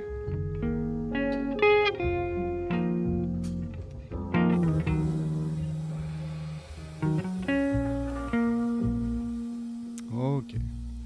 Bon, c'est évidemment perfectible, hein, je suis dessus en ce moment. Mais voilà un petit peu comment je dégrossis un morceau, que ce soit un standard de jazz, n'importe quoi d'autre, musique brésilienne qui m'intéresse beaucoup, peu importe, la démarche est la même en fait. Thème, grille d'accords, harmonie. Et vous voyez, en fait, ce que je voulais vous montrer à travers cette vidéo, c'est comment je vais à la pêche aux informations, comment j'essaye de trouver quelles sont les couleurs sous-jacentes, pour ensuite pouvoir, moi, faire mon arrangement du morceau, improviser par-dessus, pouvoir le jouer avec d'autres musiciens, etc. Donc là, c'est ce que je vais faire sur ce morceau, sur Infant Eyes. Là, j'ai la cartographie du titre. Et ce que je vais essayer de faire maintenant, c'est de bosser des chemins d'impro, de bosser des phrases. Je vais relever aussi le solo de Sylvain Luc qui est monstrueux sur cette version, pour voir qu'est-ce que lui il a fait comme choix et pour voir si qu'est-ce que je peux lui piquer. Et j'avais promis à mes élèves une énorme étude de cas sur ce morceau. Avant de la tourner, j'ai tourné 7 vidéos pour YouTube. Donc cette vidéo, c'est la grosse pré-étude de cas où je livre avec vous toute l'analyse, où je vous ai donné dans cette vidéo en fait énormément de billes sur comment comprendre ces éléments de jazz. Ceux qui sont restés, abonnez-vous si c'est pas fait. Like vraiment, boost. Je vais avoir besoin de boost parce que vu la durée et le peu de rétention qu'il va y avoir, ça va finir aux oubliettes. Donc boostez la vidéo sur les téléphones, vraiment faites-le. Donc voilà, la première étape sur YouTube, c'est ça, c'est la pré-grosse cartographie. Les élèves, je vous ai pas oublié, du coup on va continuer de bosser dans l'école en ligne là-dessus, on va faire des phrases. Ceux que ça intéresse de bosser avec moi, ceux qui ont déjà des bases et qui veulent déjà s'attaquer à ce genre d'études de cas, vous pouvez nous rejoindre parce que du coup j'en fais très régulièrement des études de cas comme ça, bien poussées. Et pour ceux pour qui ça paraît une montagne, mais que ça intéresse et qui ont vraiment envie d'apprendre ça, ben, posez votre candidature pour Guitariste Libre, vous avez le lien en description, et je vous prends par la main de zéro, en fait, en harmonie. De zéro pour arriver jusque-là. Ok, voir dans l'ordre tous les systèmes. Donc voilà, ben, vous me direz des nouvelles sur ce format, si ça vous plaît ou pas. Je vous dis pas que je vais vous faire des vidéos de 2 heures toutes les semaines comme ça. En tout cas, c'est certain que j'ai beaucoup plus de plaisir à faire ce genre de contenu de façon spontanée, plutôt qu'à faire des vidéos très éditées. C'est pas mon métier, je suis pas bon à ça. Je suis vraiment pas monteur vidéo ou designer. Au cas où vous l'aurez pas remarqué au look de mes miniatures après quasiment 10 ans sur YouTube. Donc voilà, ma façon de fonctionner, je fonctionne beaucoup plus facilement comme ça, de façon spontanée et en rentrant au fond des choses. À trouver, voilà, des types de formats entre ce format long de 2 heures et des formats plus courts où quand même je vous montre d'autres choses avec spontanéité. Les amis, excellente gratouille à toutes et à tous et je vous donne rendez-vous bientôt pour la prochaine vidéo. Ciao.